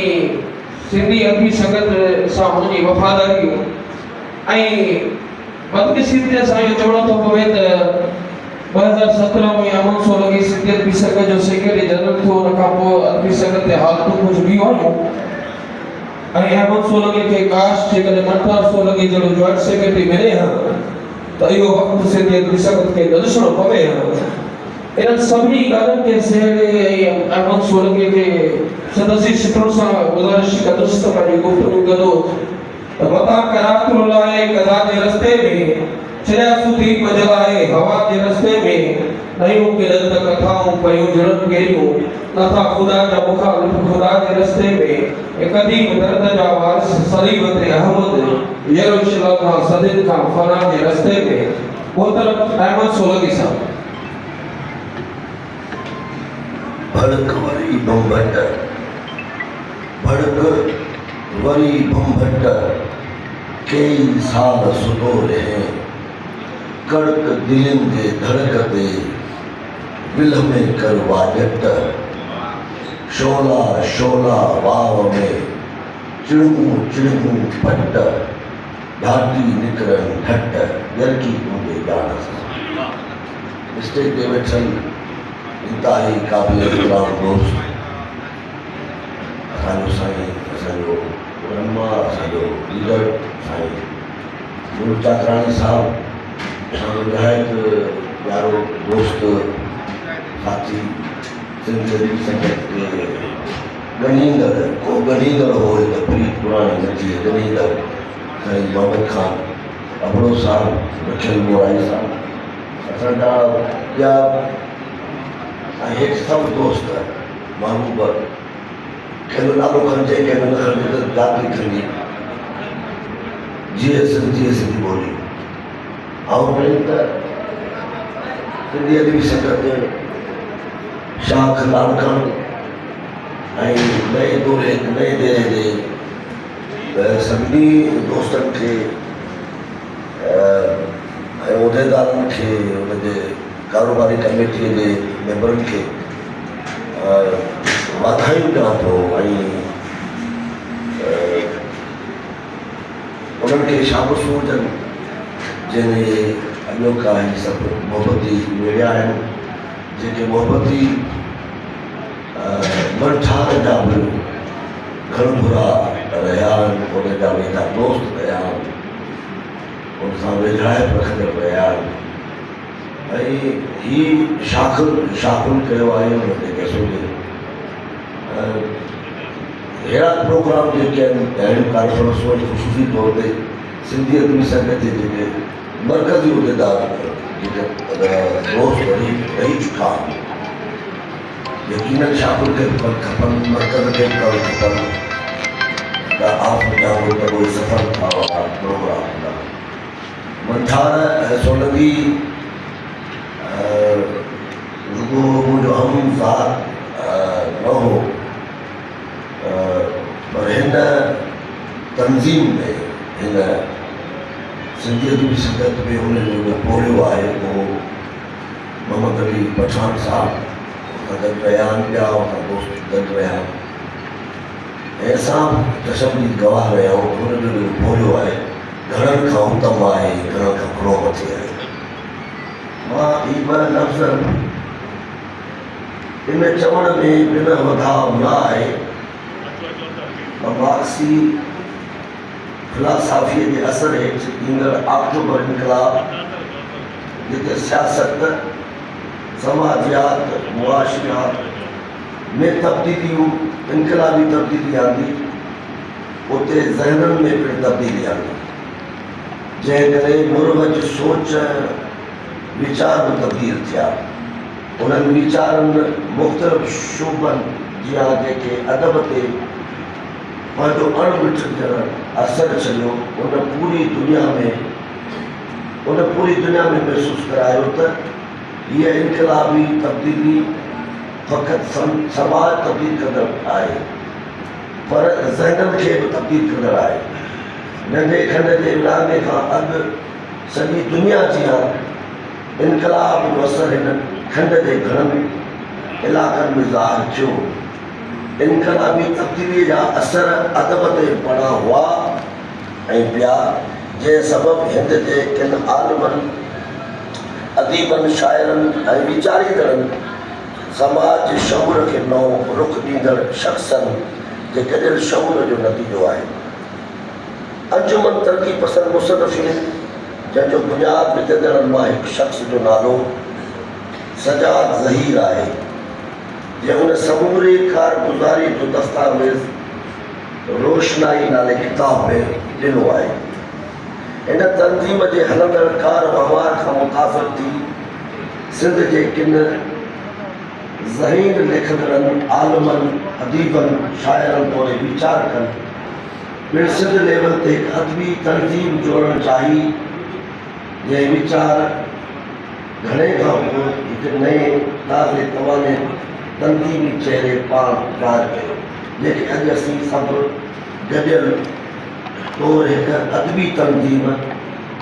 सिंधी अदबी संघ जे नाले तौरु ॼाणूं सुञाणूं था ऐं उन जे शाख लाड़काणे जे सॾ ते अची गॾिजिया आहियूं।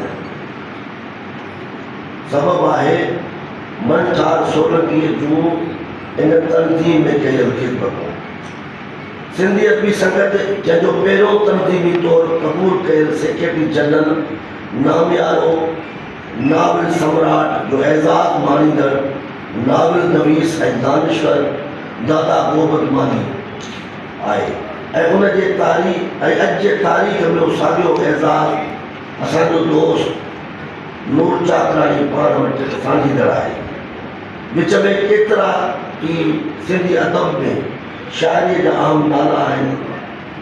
जंहिंजे नसीब में सेक्रेटरी जनरल जो उहो आबरूदार पद आयो आहे ऐं उहो सिलसिलो लगातार हलंदड़ आहे, जेको सिंधी ॿोलीअ, सिंधी अदब ऐं सिंधी ॻाल्हाइण लिखण वारे आख़िरी सिंधीअ ताईं हलंदो रहंदो। मूंखे उन ॻाल्हि में एतिरो यकीन आहे जेतिरो आम माण्हूअ खे आकाश ते सुभाणे जे सिज उभरण ते यकीन आहे। सिंधी अदबी संगत जे लाइ मुंहिंजे अदबी उस्ताद ऐं सिंध जे बाग़ी शाइर साईं राशिद मोराई चयो हो, मुल्क सॼो माठार में वेड़ियो पियो आहे, मुल्क सॼो माठार में वेड़ियो पियो आहे, हा पर सिंधी अदबी संगत जागे थी। मूंखे यकीन आहे साईं राशिद मोराई जे मन में ज़रूरु को उझामंदड़ लम्हो ज़ाहिर थियो हूंदो ऐं सिंधी अदबी संगत जे जागण जो इशारो हुन उदाई चाहींदड़ कुवतनि ॾांहुं मनसूब कंदे ही सिटूं ॾिठियूं हुंदियूं। मां ईमान कामिल सां अॼु चिटो थो कयां त उन सिंधी अदबी संगत में मां सिर्फ़ु पंहिंजे दोस्त मंठार सोलंकी जो किरदारु चिटो करणु चाहींदुसि, जेको अॼोको मौज़ू पिणु आहे। मंठार सोलंकी हिकु शाइर, हिकु वीचारींदड़, नसर लिखंदड़, जिन में अदल बाबति, सुमरे बाबति संदसि लिखियल किताब शाइरी आहे। हिकु अदबी कारकुन, संगत जो अॻूणो जॉइंट सेक्रेटरी ऐं हिकु लाजवाब दोस्त ऐं ज़िंदगी में संदसि ॿिया केतिरा ई शफ़ी पासा जेके दोस्तनि ऐं संगत जे ॾाढो चिटा आहिनि। मां नथो चवां ॿिया दोस्त हूंदा। कुझु वक़्तु ईअं महसूसु कयो वियो त सिंधी अदबी संगत यकसानियत जो शिकार थी रही आहे। उन में को नओं अदबी तख़लीक़ी तनक़ीदी तौरु वाधारो न थी रहियो आहे, जंहिं सबबु हू सेवारजी रही आहे। उन वक़्तु शायदि मनठार सोलंकीअ महसूसु कयो त उन में का लहर पैदा कजे जेका ॾिसण में अचे। उन मंशा तहत हिन संगत जे मर्कज़ में हिकु उहिदे ते बीहणु चाहियो। उन साल हू अदबी सियासत जे वर चढ़ियो। संदसि फारम न क़बूले खेसि संगत खां ॿाहिरि रखियो। सबबनि जो तफ़सील गैर ज़रूरी लॻंदो, पर मनठार सोलंकी मायूस न थियो ऐं हुन पंहिंजे कोशिशुनि खे जारी रखियो। ॿिए टर्म में उहो वरी इलेक्शन में बीठो ऐं संदसि पैनल जा 3 साथी इलेक्शन खटे आया। साम्हूं बीठल पैनल मां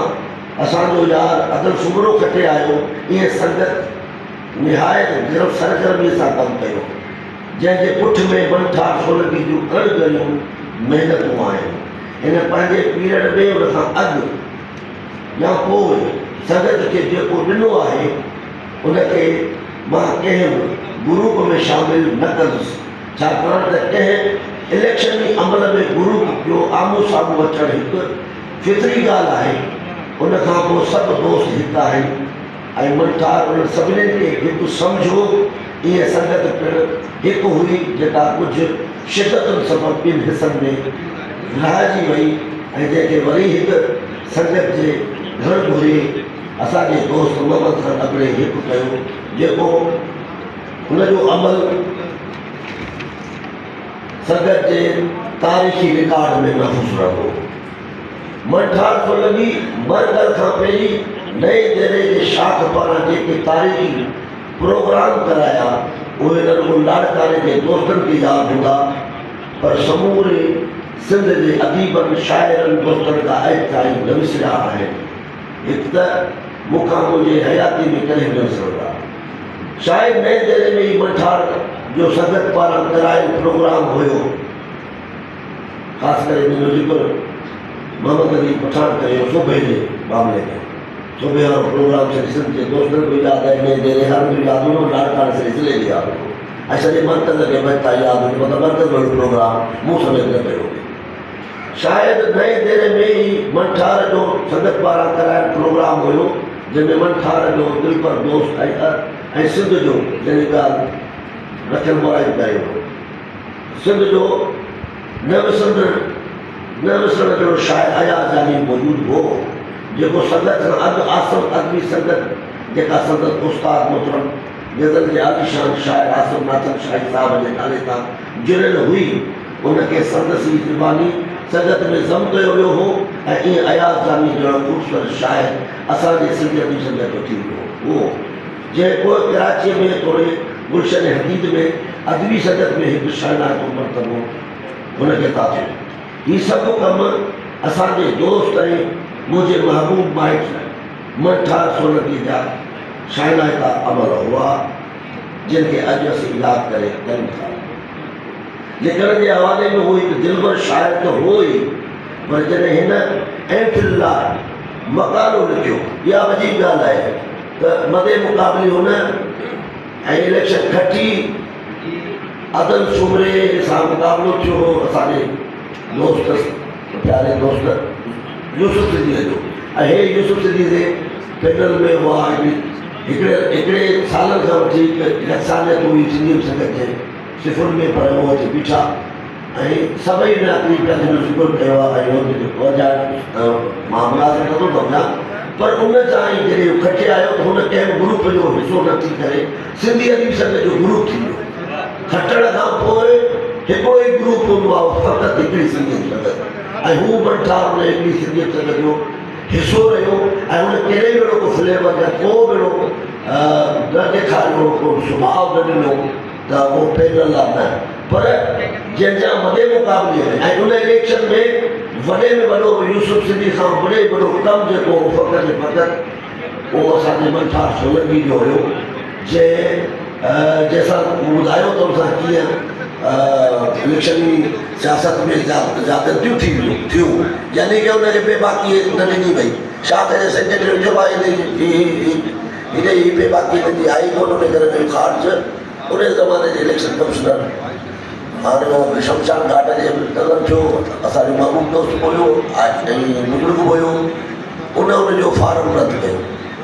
पर जॾहिं उन जो फार्म रद्द थियो त उन वाकई को मायूसी जो शिकार थियण बजाए उन वरी मुसलसल पंहिंजी जदोजहद खे जारी रखियो सिलसिले में साधान वॼे थी लोह ॾिजी अॼु रुक थियो आहे विख पुठियां बि विख खॼे थी हा पर अॻिते पंधु पियो आहे त हुन अॻिते पंध खे संभालींदे ऐं सिंधियत बि संगत जेको असांजो सरमायो आहे उहो असांजे बुज़ुर्गनि जो सरमायो आहे उहो असांजो फिक्री ॾहाप जो उहिञाण आहे उहिञाण लाइ वॾे वॾो सिंध जो मोर्चो आहे हुनजे लाइ हुन कोशिशि कई ऐं उहो ॿियो दफ़ो खटे आयो ऐं अदल सूबे सां जेके पंहिंजे पैनल में दोस्त हुआ सभु मूं वांगुरु जीअं मां 17 में ज़ुल्फ़िकार पंहिंजे साथ साहब खां खटे आयुसि ऐं मुंहिंजा ॿिया सभु उहिदेदार मतिलबु हुन में पैनल में न खटे सघिया पर मां अकेलो खटे आयुसि ऐं पोइ नतीजा अवां जे अॻियां आहिनि त असांजे ॿियनि दोस्तनि पोइ कहिड़ा रस्ता अख़्तियार कया केतिरा जमहूरी हुआ ऐं केतिरा के जमहूरी हुआ उन ते ॻाल्हाइण ॿिए ज़रूरी आहे पर मंठार जी सदाकत सिंधियत जी संगत सां इहा आहे त हुन खटण खां पोइ सिंधियत जी संगत जो हिसो थियो ऐं उन सेक्रेटरी जनरल दिलि सां मञियो ऐं उहो अदर सूबे खे मञे ऐं पोइ उन सां मुहबत जो ॿियो आहे एम फिल जॾहिं करे थो त दोस्तनि ज़िक्र कयो त उनजे मन में का रंजिश न हुई उन मन में का मती न रहे का ख़लश न रही को अहिड़ो को पलांग न रहियो पर हुन अची गुज़री दिलि सां हुनखे पंहिंजो लीडर सम्झो रहनुमा सम्झो ऐं हुन ते जेको हुन पेपर लॻियो उहो बि शानदार पेपर आहे जंहिंजी अॼु लख शाबसूं हुजनि पंहिंजे मंठार सोलंकी जे फर्ज़ंद खे त जंहिंजी मोहरत अॼु थींदी पर जॾहिं एफिल ऐं मकानो लिखियो त हिन सिंधी ॿोलीअ जे आबरूदार शाइर मोहतरम अदल सूबे जे शाइरीअ शख़्सियत जी चूंड कई जेको मकानो हाणे संदसि लाइक़ फर्ज़ंद जंहिंखे मां पंहिंजो भाइटियो ऐं पंहिंजो दोस्त चवंदो आहियां काशिफ मंठार सोलंकी छपायो आहे जंहिंजी पधराई पिणु अॼु थी रही आहे हूअं मां चाहियां त मंठार सोलंकीअ बाबति 1 कलाक तक़रीर बि करे सघां थो ऐं संदसि शाइरीअ बाबति कुझु लिखी बि सघां थो पर घणा दोस्त ॻाल्हाइण जा ख़्वाहिशमंद आहिनि उन करे एतिरो ई काफ़ी आहे त मां काशिफ खे मुबारक ॾियां थो जंहिं पंहिंजे बाबति ई लाजवाब कॉन्फ्रेंस उठाई आहे अवां वॾी महिरबानी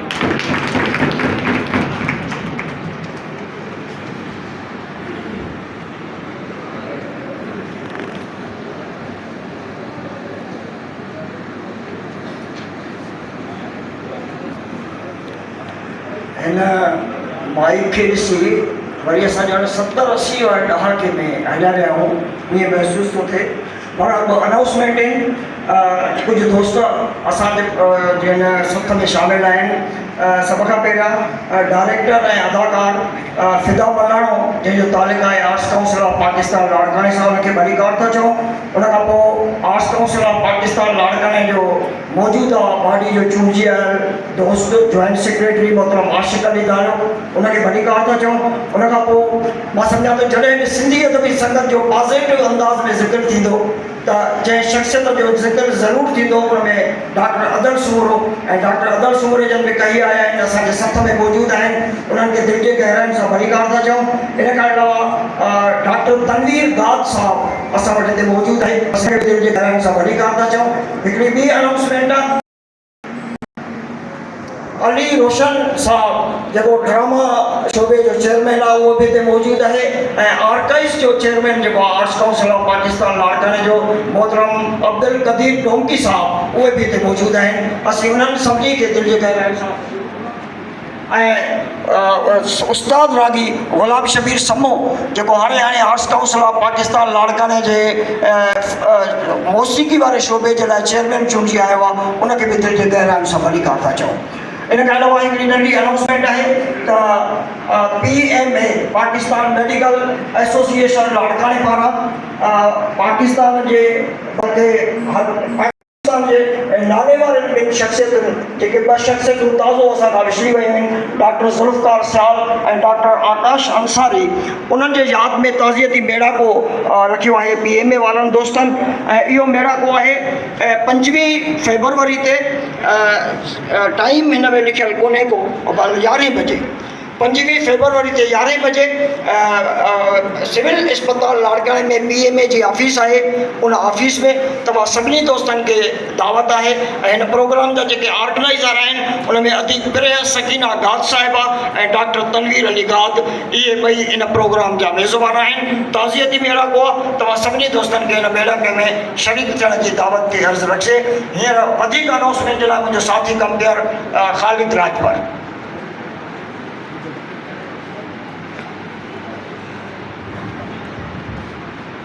मां शेख तकबीर सिंधी अदबी संगत शाख नौंदेरो ऐं सिंधी अदबी संगत शाख लाड़काने जे दोस्तनि खे जस ॾियां थो जिन इहे हेॾी कॉन्फ्रेंस कोठाई आहे ऐं पंहिंजे अॻे मुक़रर खे क़ुरान खां अॻु मां 1800 लॻे जो शेर पढ़णु वाजिबु थो सम्झां त तूं खंजर अखियुनि में खयों थी वधी, तूं खंजर अखियुनि में खयों थी वधी, सरे आम सभ खे हयों थी वधी, बची को वञे उन मां मुमकिन न, बची को वञे उन मां मुमकिन न, अखियूं कोड़किन जीअं अॾियो थी वधी, ऐं समूरे शहर खे ॾधे आङुरियूं वॻा वेस अहिड़ा कयो थी वधी, ई ख़ुशबू हवा गुल परंदा ऐं पोपट अलाए सां छा छा खयो थी वधी, ऐं सभिनि खे सुञाणे थी रस्तो रखी, तूं मुड़सनि खे मुठ में पयो थी वधी, वधा उन मां थोरी पवे हार जी, सरस सूह एॾी सथियो थी वधी, ऐं इन्हनि में ई शामिल आहे मंठार बि, इन्हनि में ई शामिल आहे मंठार बि, जिनी अॻियां छाती तरियो थी वधी,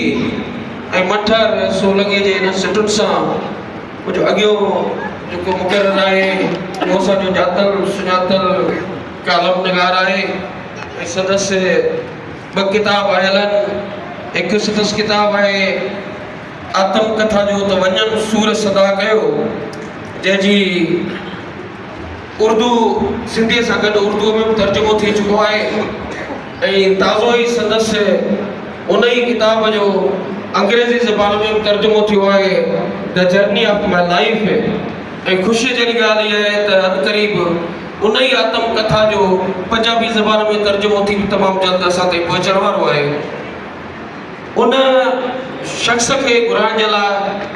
उन जूं जजूं अदबी संगत में महिनतूं आहिनि। उहो मोहम्मद खान अबड़ो आहे। मोहम्मद खान अबड़ो 1816 जे महिमान नवाज़ी दोस्ती ऐं शख़्सी किरदार ते त ज़रूरु ॻाल्हाईंदो, असां सां गुफ़्तगू कंदो, पर मां ख़ासि गुज़ारिश मोहम्मद खान अबड़े खां इहा कंदुसि त तंज़ीमूं टुटंदियूं आहिनि, ठहंदियूं आहिनि। सिंधी अदबी संगत 2017 में टुटी, ऐं उन खां पोइ घणनि दोस्तनि कोशिशूं कयूं त सिंधी अदबी संगत खे कजे,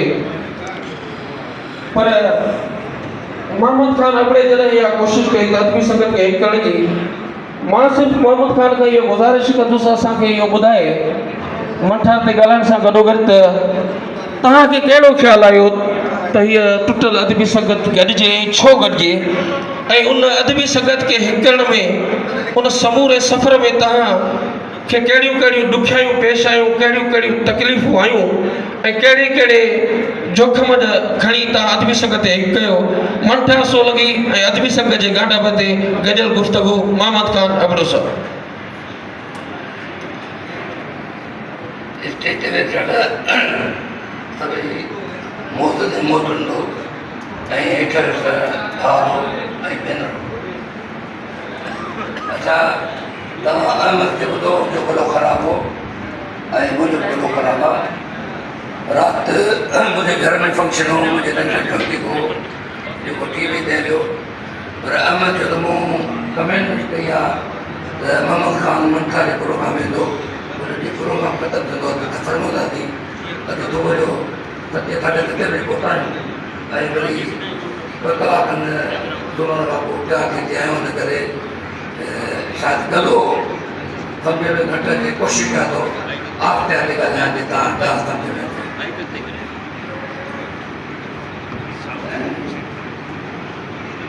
हे मंठा सोलंकी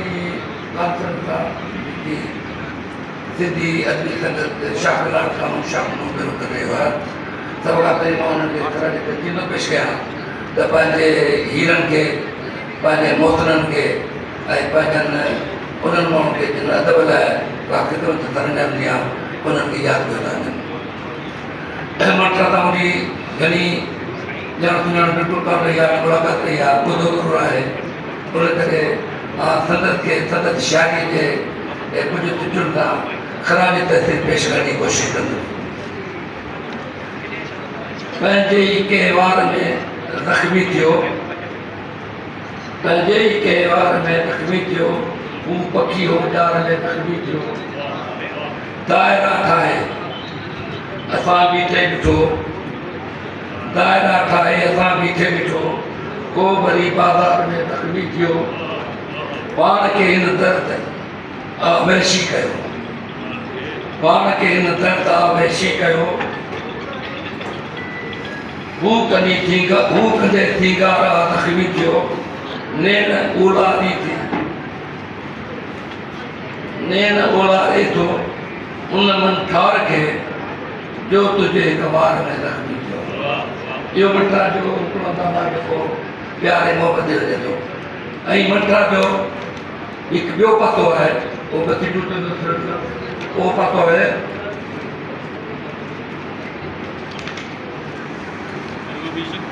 जेॾी तन में तड़प रखी थो, जेॾी तन में तड़प रखी थो ओॾो ई इज़हार बि कर। कॾहिं ॾींहं खे राति बि चओ, कॾहिं परे का। हाणे इहो हुनजो हिकु मज़ामत जो अंदाज़ आहे। मंठा सोलंकी जे हिन प्रोग्राम में हिन करे शरीक थियण मूं ज़रूरी कंदो त हू यादि दोस्त जो दोस्त ऐं पंहिंजे हणो हणो ख़र्च करे माण्हुनि खे भेटे कंदो।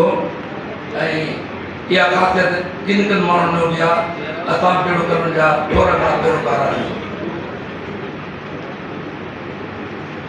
मूंखे चऊं त अदबी संगत जे एक्टर ते मां ॻाल्हायां। मूं पंहिंजे ज़िंदगीअ में कुझु टारगेट मुक़ररु कया ऐं कंदो आहियां, उहे अचानक थींदा।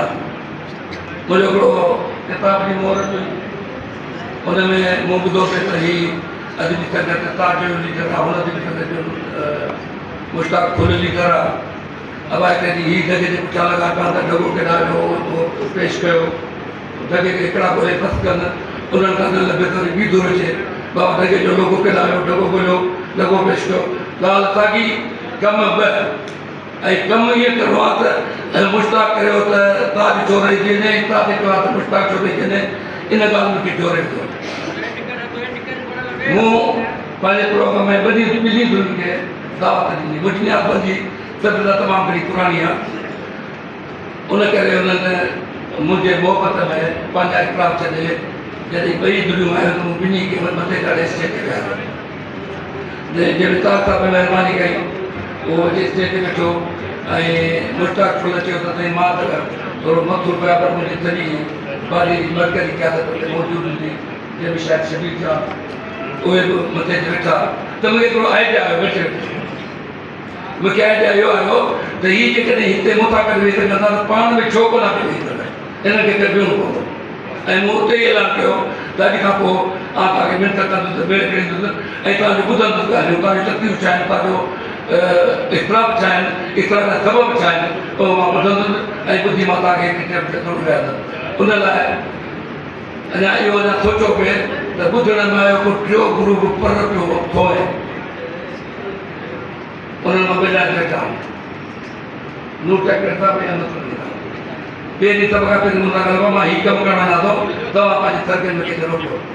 जे कौन कर सकता है मुझे कमाता चुप कर रहे हो मुख्य कर रहे हो ये तो आज की थोड़ी बनी एक भी खिलाफ हो से करे बीमारी की मुसीबत है जो घर घर में गिरो तो इन शेड के बंद जो तो आप रोकते था वो मां मुश्ताक पुर शामिल वो मां ताज शामिल मां तरीका सजीव इतने तो है अनाउंस दे बियो को तरह आई असां जे कौम जी बदतरीन किस्मत यह है असी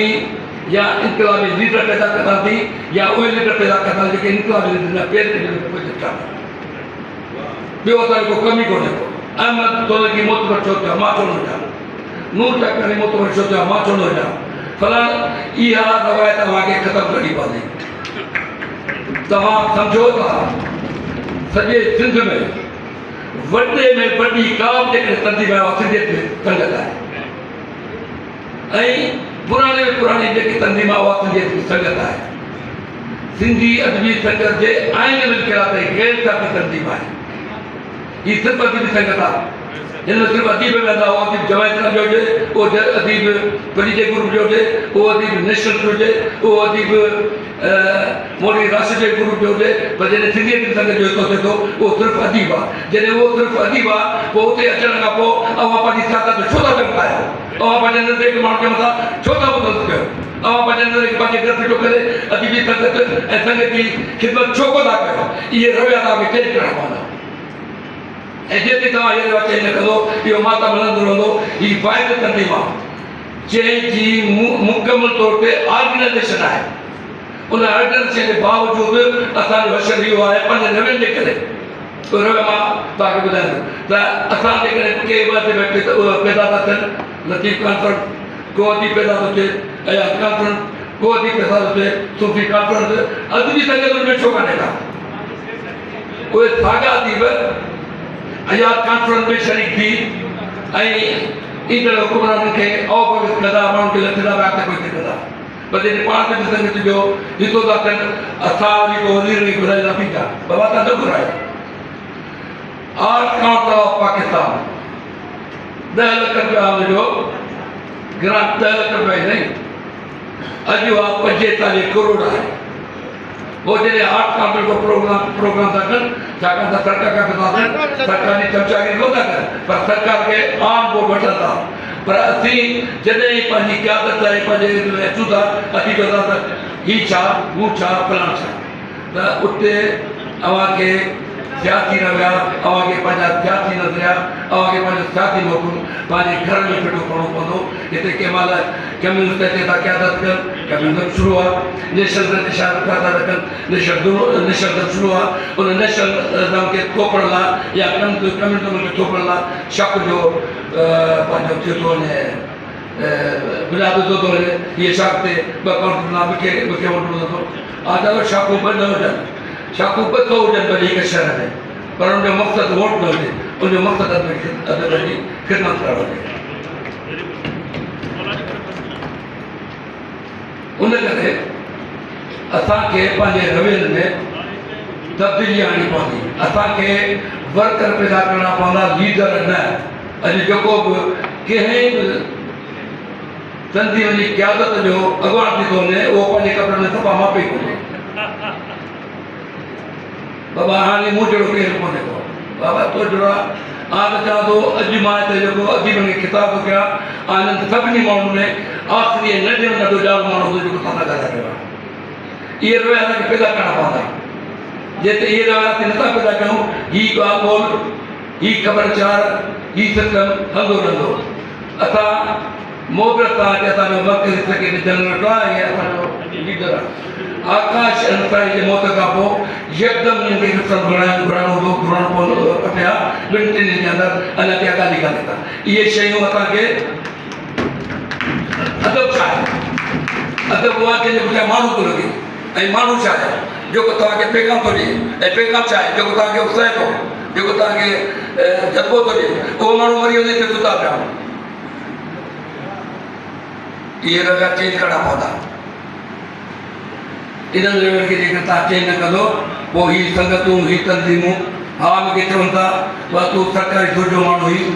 ऐं तोखे सरकार जॾहिं मोदी संगत ठाही पए त तोखे सरकार मुक़ररु कयो आहे खे ठाहे मूं चयो सरकार मूं ठाही ॾियो न ठाही ॾियो न आहे मूंखां पुछण थिया हूंदा पर ॻाल्हि इहा आहे कॾहिं तव्हांजो मौक़ुफ़ ऐं तव्हांजे दिलि में का लोभ ऐं लालच न हूंदी ऐं जंहिं कम में हथु खणंदो विझंदो उहो कमु पाए त में त ज़रूरु विझंदो ऐं इहो मूं तव्हांखे फिक्स करे मूंखे सभिनी चयो मूंखे ताजब चयो त कुझु कोन थींदी मूंखे मुश्ताक चयो त कुझु कोन थींदी मूंखे अहमद चयो त कुझु कोन थींदी मूं चयो तव्हांजो ख़्यालु आहे ऐं करे तव्हांखे ॾेखारींदी 11 कलाक बस वेठासीं मूंखे इहो ख़ासि हुकुम कयो त ॿुधाए ॾे ठहिया कीअं अलाए कीअं ठहिया ठही आहे 11 कलाक वेठासीं माण्हू बेहोश थिया ऐं केतिरा दफ़ा माण्हू भॼी भॼण जी कोशिशि कयो मूं हुनजा सभु रस्ता बंदि कया मूं हुननि खे जो प्रोग्रामी शाखुनि जे इख़्तिलाफ़ खे ख़तमु करणु शुरू करायो जॾहिं शाखुनि वारा सभु पाण में गॾिजी विया हिकिड़ो हुतां जेको उन्हनि पाण सिस्टम ठाहियो त मथे लाइ कुझु जवाबु कोन बचियो हाणे थी करे छा चई भॼो तो सिर्फ़ु अना हुई ऐं उहा अना न हुजणु खपे ऐं मां ॿी ॿिया गुज़ारिश कंदुसि अॼु खां पोइ पुठियां जेको थियो अॼु बि संगत हुन छा कयो मूं छा कयो फलाणीअ जो अदल ई कयो उहो जेको मंत्रा साहिब खे कयो उहो हुन सां गॾु हलियो बाबा इहो थींदो रहंदो आहे इलेक्शन जो मक़सदु इहो आहे त ग्रुप बाज़ीअ में जेकॾहिं के 4 कटीनि था हिकिड़ो हाराए थो हिकिड़ो 4 हाराइनि था हिकिड़ो कटे थो कटण खां पोइ सभिनी खे हिकु थी हलणु खपे मां 3 ॾींहंनि जी इजाज़त कई आहे मां कजो मां तव्हांखो टाइम घणो थो वठां इन करे असांखे जवाब कान थी ॻाल्हाइबो घणो मूं 3 ॾींहं जी इजाज़त कई उन 3 ॾींहं जी इजाज़त में मां वाहे हिकिड़ो सिंधी माण्हू हुउसि सॼे पाकिस्तान जे स्टेट बैंक जे चीफ जी सरबराही कई ऐं असांजे सिंधी माण्हुनि में तादादु न जे बराबरि पर उन्हनि सभिनी ॻाल्हियुनि में वधि जॾहिं मूं इलेक्शन खटी एमक्यूम जे खिलाफ़ जॾहिं एमक्यूम वारा कराची खे रतो रत करे घुमंदा हुआ उन ॻाल्हि खे किरी त मूं सभ खां पहिरीं चयो मुंहिंजो अॼु खां पोइ असां जीअं पंहिंजे वर्कर जो ख़्यालु कंदासीं एमक्यूम जे वर्कर जो उन करे ख़्यालु कंदासीं उहो असांजे स्टेट जो मुलाज़िम आहे असांजो हिसो आहे इहे जेके रविया नथा पैदा कयूं इहो जेकॾहिं असां सिलसिला नथा पैदा कयूं त पोइ इहे सभु शयूं अजायूं आहिनि ऐं हींअर अदब खे इलाही घणा ख़तरा आहिनि सोशल मीडिया जे करे उन करे किताबनि जो रुझान हुजणु खपे शेरो शायरी हुजणु खपे सभु कुझु हुजणु खपे पर सिंधियत जी संगत पंहिंजो अदबी संगत जे हवाले खे जेसि ताईं हेठि थी न रखंदी ऐं लीडर जी इज़त न कंदी लीडर कहिड़ो हुजे भले मूंखे न खटे न कंदी क़यादत मंझणी आहे ऐं उनजे हुकुम जी वजह हाणे आहे इहे रविया जेतिरे थी पैदा न कंदासीं तेतिरे ते अॻिते वधी कोन कंदासीं ऐं सभिनी योजनाउनि वारे मूं शायदि तमामु घणो तव्हांजो वक़्तु वरितो ऐं ज़िंदगी में कमु न रहंदासीं मां मंत्रा सोलंगी जे सरदन काशिफ सोलंगी खे जस्तो ॾियां इहे फरमान बरदार औलाद आहे जेको पीउ जे मथे खां पोइ पीउ जे ॻाल्हियुनि खे यादि कयल आहे इन्हनि कोशिशि में शामिलु आहे वेठो आहे मौजूदु आहे ऐं इहे जेके आहिनि रविया ॾाढा माण्हू खे उत्साह था ॾियनि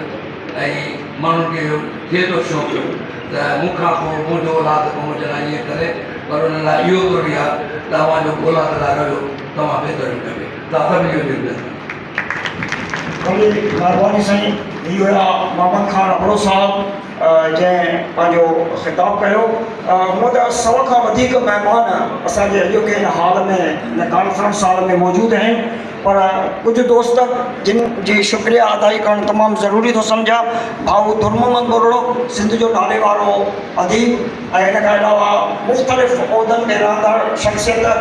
कंबर हिस्टोरिकल सोसाइटी जा अॻवान आहिनि उन खां पोइ सिंधी अदबी संगत कंबर जा जेको आहे सो अॻवान आहिनि ऐं ॿियनि मुख़्तलिफ़ उहिदनि ते रहंदड़ भाऊ दुर्मोहम्मद बोरड़ो ऐं आर्ट्स काउंसिल ऑफ पाकिस्तान कंबर जा पिणु अॻवान आहिनि उन्हनि खे दिलि जी गहराइयुनि सां वरीकार था चऊं उन खां पोइ फ़क़ीर दाऊद मेमण साहब जन ॿिए ते मौजूदु आहिनि उन्हनि खे बि वरीकार उन खां पोइ डायरेक्टर ऐं अदाकार बदर ख़ान सूरो साहब बि आया आहिनि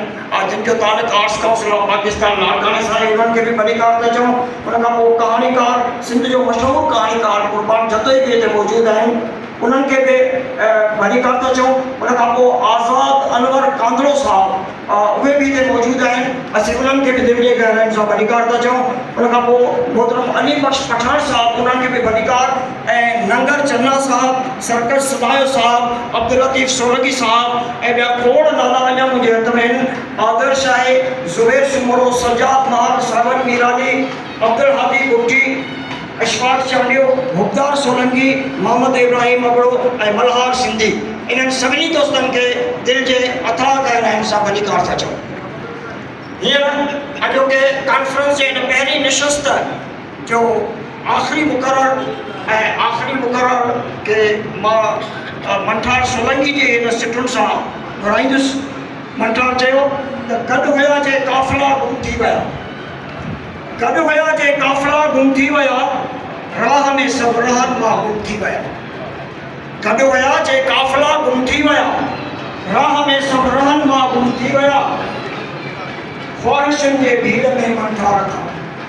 ख्वाहिशनि जे भीड़ में मंठार खां, प्यार जा सभु पेचड़ा गुम थी विया। इन सिटुनि सां हिन पहिरीं निशस्त जे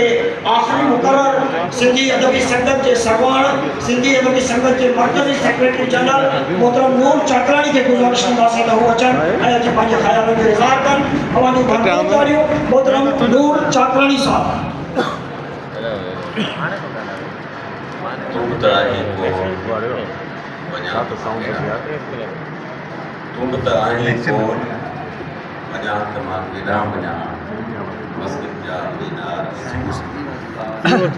मस्जिद जा मीनार असूं जिन खे कोट वञा मां केॾां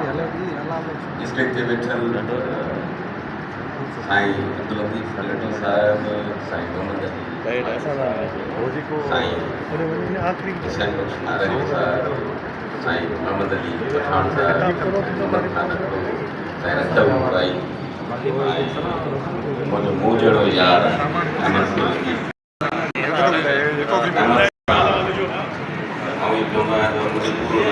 अहमद आहे ऐं मुंहिंजे नाले जो पहिरियों वध मां आहियां, ॿियो वध अहमद आहे। ऐं साम्हूं वेठल सभई मुंहिंजा महबूब दोस्त भेनरूं, जीअं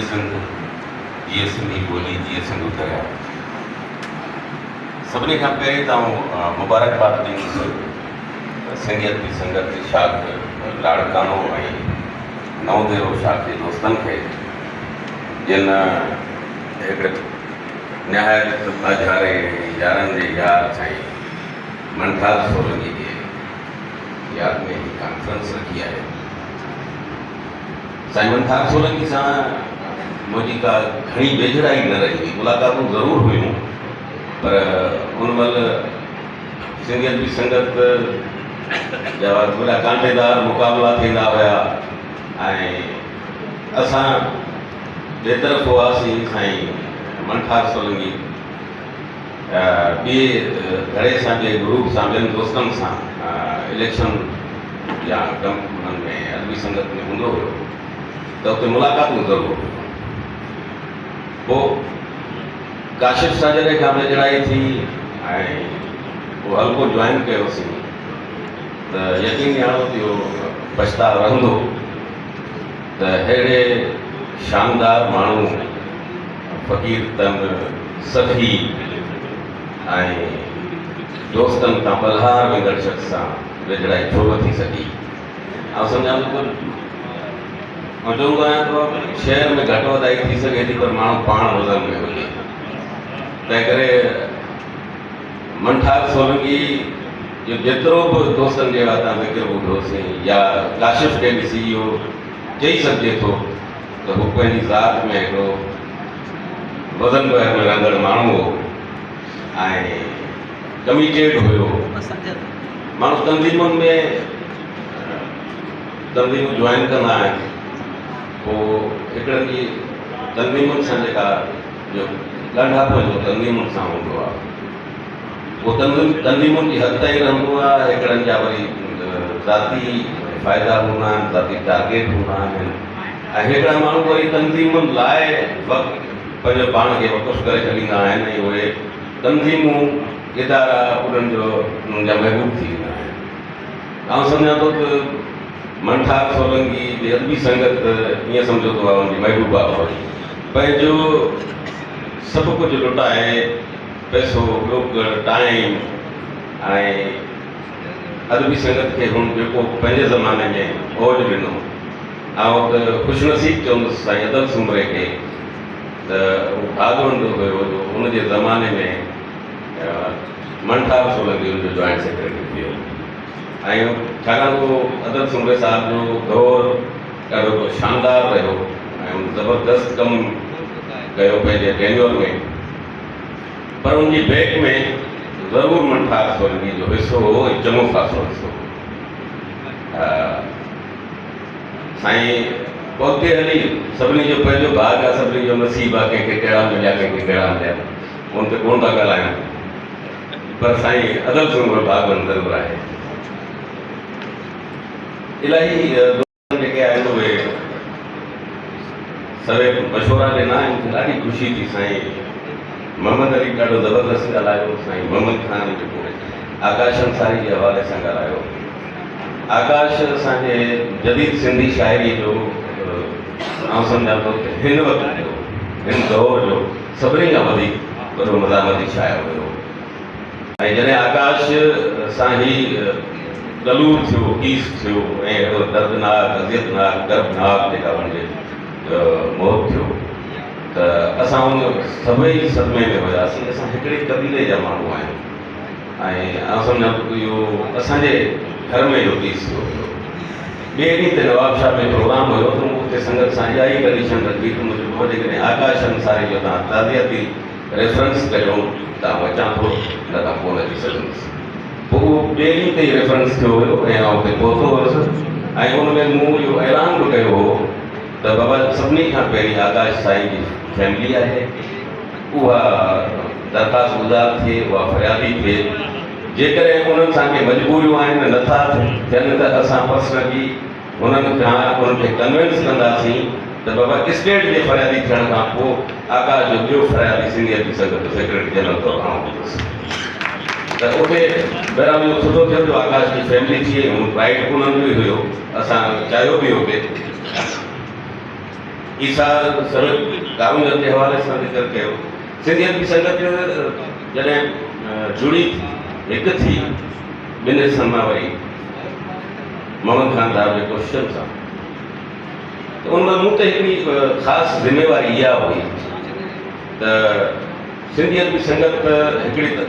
पैरेलल ऑर्गेनाइज़ेशन्स हलियूं पियूं, ॿ तंज़ीमूं हलियूं पियूं, उहे जॾहिं हिकु थियूं हुयूं, ॼाड़ियूं शाखूं हिकु थियूं, त सभिनी खां वॾो मामिलो इहो हो त उन्हनि मंझि जेके अनाऊं नफ़रतूं ऐं मुखालफ़तूं हुयूं उन्हनि खे कीअं दॿाइजे, कीअं बैलेंस कजे ऐं इहो तासुर घटि में घटि उभरणु न ॾिजे त हीअ ॿ धड़ा गॾु थिया आहिनि ऐं इहे जॾहिं असां इन्हनि जड़नि में पियासीं या इन्हनि खे जेकॾहिं का हवा मिली त इहो ॿारनि ॿीहर भरी सघे थो। तंहिं करे मुंहिंजी ज़ाती कोशिशि इहा हुई ऐं अॼु बि ताईं आहे, मूं सभु कोशिशि करे अदबी संगत खे बैलेंस तरीक़े सां हलायो आहे ऐं जिते जिते को मामिलो थींदो आहे उते अहमद सोलंकी, डॉक्टर मुश्ताक फुल, यूसुफ सिंधी, ताज साहब, अनवर कांदो सभिनी सां राब्ते में अची वेंदो आहियां त यार हीउ मामिलो गॾियल हल कजे। छाकाणि अदबी संगत ते इलाही हिकिड़ा इल्ज़ाम ऐं राया हुआ सिंधियत जी संगत मोल थोरो आहे, इहो बि हिकिड़ो टर्म असांजे टाइम हेॾो सिंधियत जी संगत मोल थोरो आहे। ऐं सम्झो त सिंधियत जी संगत हर माण्हू जी पंहिंजी एनालिसिस आहे, पंहिंजे ज़ावे खां शयुनि खे ॾिसे थो, पर अहमद साईं आउं सम्झो त सिंधियत जी संगत उहो उमेद घोड़ो आहे जंहिंजे हले मुंडे चौथा उते जेकॾहिं कीअं जो वॾो रोको था मुंहिंजो हर मौक़ो। तंहिं करे सिंधियत जी संगत ते असांखे फ़ख़ुरु आहे। या कोयले जो कारोबार, अगरि भाई इहो हिकिड़ो तव्हां ॿुधो हूंदो कोयले जो कारोबार, आउं चवंदुसि जिते अहिड़ा हसीन माण्हू वेठा हुजनि, अहिड़े शऊर, अहिड़े इल्मु, अहिड़े ज़ौक़ सभु माण्हू वेठा हुजनि, उते कोयले जो कारोबार, हिते गुलनि जो कारोबार थी सघे थो। तंहिं करे इहे कम जेके आहिनि उहे डिसर्ट करण वारा हुया, उन्हनि खे असां रद्द कयूं था ऐं साईं मोहम्मद अली इलाही ज़बरदस्त मूंखे राया जेके सलाहूं ॾिनियूं ऐं यकीनन उन सभिनी शयुनि एप्रिशिएट कयां थो ऐं क़बूल कयां थो त उन्हनि शयुनि जी घुरिज बि आहे। पर ही सोशल मीडिया जो ज़मानो आहे, हिते हर माण्हू सेल्फ पब्लिशर थियो बीठो आहे। उनखे उते काई मयार जी ॻाल्हि कोन्हे, जेका शइ अचे थी जीअं उहा खणी रखी थो छॾे, पोइ हिकिड़ो दोस्ती जो जंहिंजो जेतिरो वसी हल्को आहे उनखे उहा मोट मिले थी, का मेरिट कोन्हे को। तंहिं करे इहा असां कोशिशि करियूं पिया। हाणे टियों ॾींहुं इनते असांजी डिस्कशन थी आहे सीरियसली त सिंधी अदबी संगत जो हिकिड़ो पेज ठाहिजे ऐं उन पेज ते सॼी सिंध में ॼाण दोस्तनि खां कहाणियूं, मज़मून, शाइरियूं घुराइजनि। उहे मवाद जॾहिं अची वञे त उनखे एडिटर जी हैसियत सां मेरिट सां ॾिसिजे ऐं पोइ उहो वरी असां अदबी संगत जे पेज ते हिकु रिसाले जी सूरत में रखूं। ऐं जेको नथो अचे उन ते चइबो मादरत आहे, असां तव्हांजी शाइरी जेका आहे उहा मयारी न हुई, की करो जीअं अॻे एडिटर कंदा हुया, पर उहो बेरहम अंदाज़ सां थोरो हिनखे इहो बि असांजी आहे त हिनखे ऐं आउं मुतमइन आहियां पंहिंजे कारकर्दगी में जां ऐं ज़ाहिरा कमियूं कोताहियूं अञा बि रहियूं हूंदियूं ऐं छो त परफेक्शन ख़ुदा खे सुमेली ऐं इंसानु आहियां। कानून जे हवाले सां ॻाल्हि थी, सा एप्रिशिएट कयो त मूंखे यादि आहे मुंहिंजी ख़ुशी जी हदि न हुई त जॾहिं कंहिं दोस्त अची मूंसां हथु मिलायो त दादा मां घोटकी खायो आहियां, दादा मां कश्मीर खायो आहियां। अहिड़े ख़तरनाक सूरत हाल में बदमनी जी बार हिते सॼी सिंध में स्पेशली इन्हनि इलाइक़नि में उतां बि माण्हू पंहिंजे ख़र्च ते पंहिंजे भाड़े ते अची कारूंजल जी रैली उन्हनि जॉइन कई हुई ऐं 2000 माण्हू जो लॻभॻि कारूंजल बचाइण जे लाइ राइटर्स जे सदके असांजी का सियासी तंज़ीम कोन्हे जिते माण्हुनि जो वॾो अंग हुजे, इहे माण्हू पाण मुरादो पहुता हुआ ऐं असां फ़क़ति हुते सोशल मीडिया ते कंपेन हलाई हुई। ऐं जॾहिं इहे माण्हू पहुता सिंधियत बि संगत सम्झा थो करे काबिज जी लीड कोन थी, असां डान जी 4 कालम ख़बर जी लीड थिया हुआसीं, त इहा अचीवमेंट हुई। ऐं उनखां पोइ 16 ते असांजी हुई रैली ऐं 23 तारीख़ ते हाई कोर्ट में जेका पिटीशन हुई उनमें शंकर में बाल ठाकर मां वञी पेश थियो ऐं ख़ुशकिस्मती इहा हुई त कोर्ट जो को डिसीशन आयो जेके असांजा मुताबिक़ हुया। उन खां पोइ पाणी जी कॉन्फ्रेंस हुई। त ॾिसो असां गैर सियासी तंज़ीम ज़रूरु आहियूं, पर असांजे वतन जा असांजे धरती जा जेके बि समाजी सियासी इशूज़ आहिनि उन्हनि खां लातालुक़ नथो रही सघे। पाणी असांजी ज़िंदगी जो मसइलो आहे। उहो जेकॾहिं पाणी न आहे त आउं सम्झां थो त बिजली जा सवाइ गुज़ारो थी थो वञे, लोड शेडिंग आहे, पर ख़बर आहे हिन टाइम ते वेंदी, हिन टाइम ते ईंदी, गैस हिन टाइम ते ईंदो, हिन टाइम ते ईंदो। तीअं असांखे जेको पाणी जी वाराबंदी आहे आउं सम्झां थो या हिकिड़ी प्रैक्टिस कराई पई वञे त जीअं असां उन ते को ज़ोरदार अंदाज़ सां को पंहिंजो एहतियात न करे सघूं। तंहिं करे इहो पाणी जे मामले ते बि असां हुते कॉन्फ्रेंस कई हुई, हुन सभु धुरियूं आयूं हुयूं ऐं हाणे सभिनी सियासी पार्टियुनि सां उहे जेके पाणी जे इशूज़ ते सीरियसली मैदान अमल आहिनि उन्हनि सां मुंहिंजी गुफ़्तगू हले पई ऐं मुंहिंजी कोशिशि आहे त हिकिड़ी ऑल पार्टी कॉन्फ्रेंस सिंधी अदबी संगत होस्ट करे, जंहिंमें उन्हनि सभिनी पार्टियुनि खे विहारे असां कन्विंस करे सघूं त तव्हां घटि में घटि पाणी जे इशू ते हिकिड़े वन पॉइंट जेका एजेंडा आहे इन ते मुतफ़िक़ थी गॾियल ज़रूरु कयो। हिन में साईं ज़हीर शाह सां मुंहिंजी ॻाल्हि थी आहे, कादर मक्सी सां थी आहे ऐं वसंत खली सां थी आहे, ज़ाहिर ॿियनि धुरियुनि सां ऐं उन्हनि जी पॉज़िटिव नोट बि आहे। जीअं उन्हनि सां मामला फाइनल थिया त असां हैदराबाद में या कराची में पोइ दोस्त आहिनि उन्हनि जे सहकार सां ई हुते का अरेंज करे वठिबी। सिंधियत जी संगत में मुंहिंजी जेका ज़ाती कोशिशि रही, ज़ाहिर आहे हिकिड़ा तंज़ीमी मामला आहिनि। सिंधियत जी संगत में जेको दस्तूरी गॾिजाणियूं आहिनि उहे पहिरें ॾींहं खां मुंहिंजी कोशिशि हुई अगरि साईं दस्तूरी गॾिजाणियूं ज़रूरु थियनि, छाकाणि पाण वटि तनक़ीद जेका आहे उहा तमामु नापेद थी वई आहे ऐं तनक़ीद उहा जेको उन उसूलनि पटांगड़ नथी थिए। या जेको तनक़ीद करे थो उहो उन तख़लीक़ खां वधीक उन राइटर ते ॻाल्हाए थो ऐं जेकॾहिं वरी उहो जेको राइटर आहे जेकॾहिं उनजी तख़लीक़ ते बि तनक़ीद थिए थी त हू त उन तख़लीक़ खां वधीक पंहिंजी ज़ात ॾांहुं सम्झे थो। इहा हिकिड़ी खोट आहे। तंहिं करे असां चऊं था दस्तूरी गॾिजाणियूं उहे आहिनि जेके तनक़ीदी सहफ़ जो इब्तिदाई स्टेप आहे, उतां ई माण्हू जेको आहे उहो एहसासी तौरु ज़हनी तौरु मज़बूत थिए थो ऐं उन बर्दाश्त जी क़ुवत पैदा थिए थी। ऐं 7 मिंटनि जो टाइम हुयो, 7 मिंट में वधी वियो ऐं काफ़ी ज़बरदस्त ही प्रोग्राम थियो आहे ऐं काशिफ़ खे मुबारकबाद जी। ऑनलाइन जेका आहे उहा असां कॉन्फ्रेंस अदबी संगत जे प्लेटफॉर्म तां छो न कई, ऑनलाइन मुशाइरा छो न कई, ऑनलाइन असां हिते जेका आहे पंहिंजो सोशल मीडिया ग्रुप अदबी संगत छो न रखियो आहे। सही अॼु सिंध जो हर फर्द जेको लिखंदड़ आहे उहो पंहिंजो हिसो आहे ऐं तव्हां अॻवान आहियो, ज़ाहिर आहे सभिनी खे तव्हां रोज़ानो उहो प्रोग्राम हुजे जंहिंमें कहाणी पढ़ी वञे, जंहिंमें ॼाणू माण्हू उन कहाणीअ ते ॻाल्हाइनि, सॼी सिंध ॿुधे, सॼी दुनिया ॿुधे। साईं तव्हां मोहतरम आहियो, हितां ज़बरदस्त राय आहे। पाण इन खां पोइ वेहूं था या इहा मुंहिंजी ख़्वाहिश आहे त इहा ज़िम्मेवारी असां सिंधी अदबी संगत साईं मोहम्मद अली पठान खे ॾिए, जेको उनखे होस्ट करे ऐं इहो ज़बरदस्त नमूने सां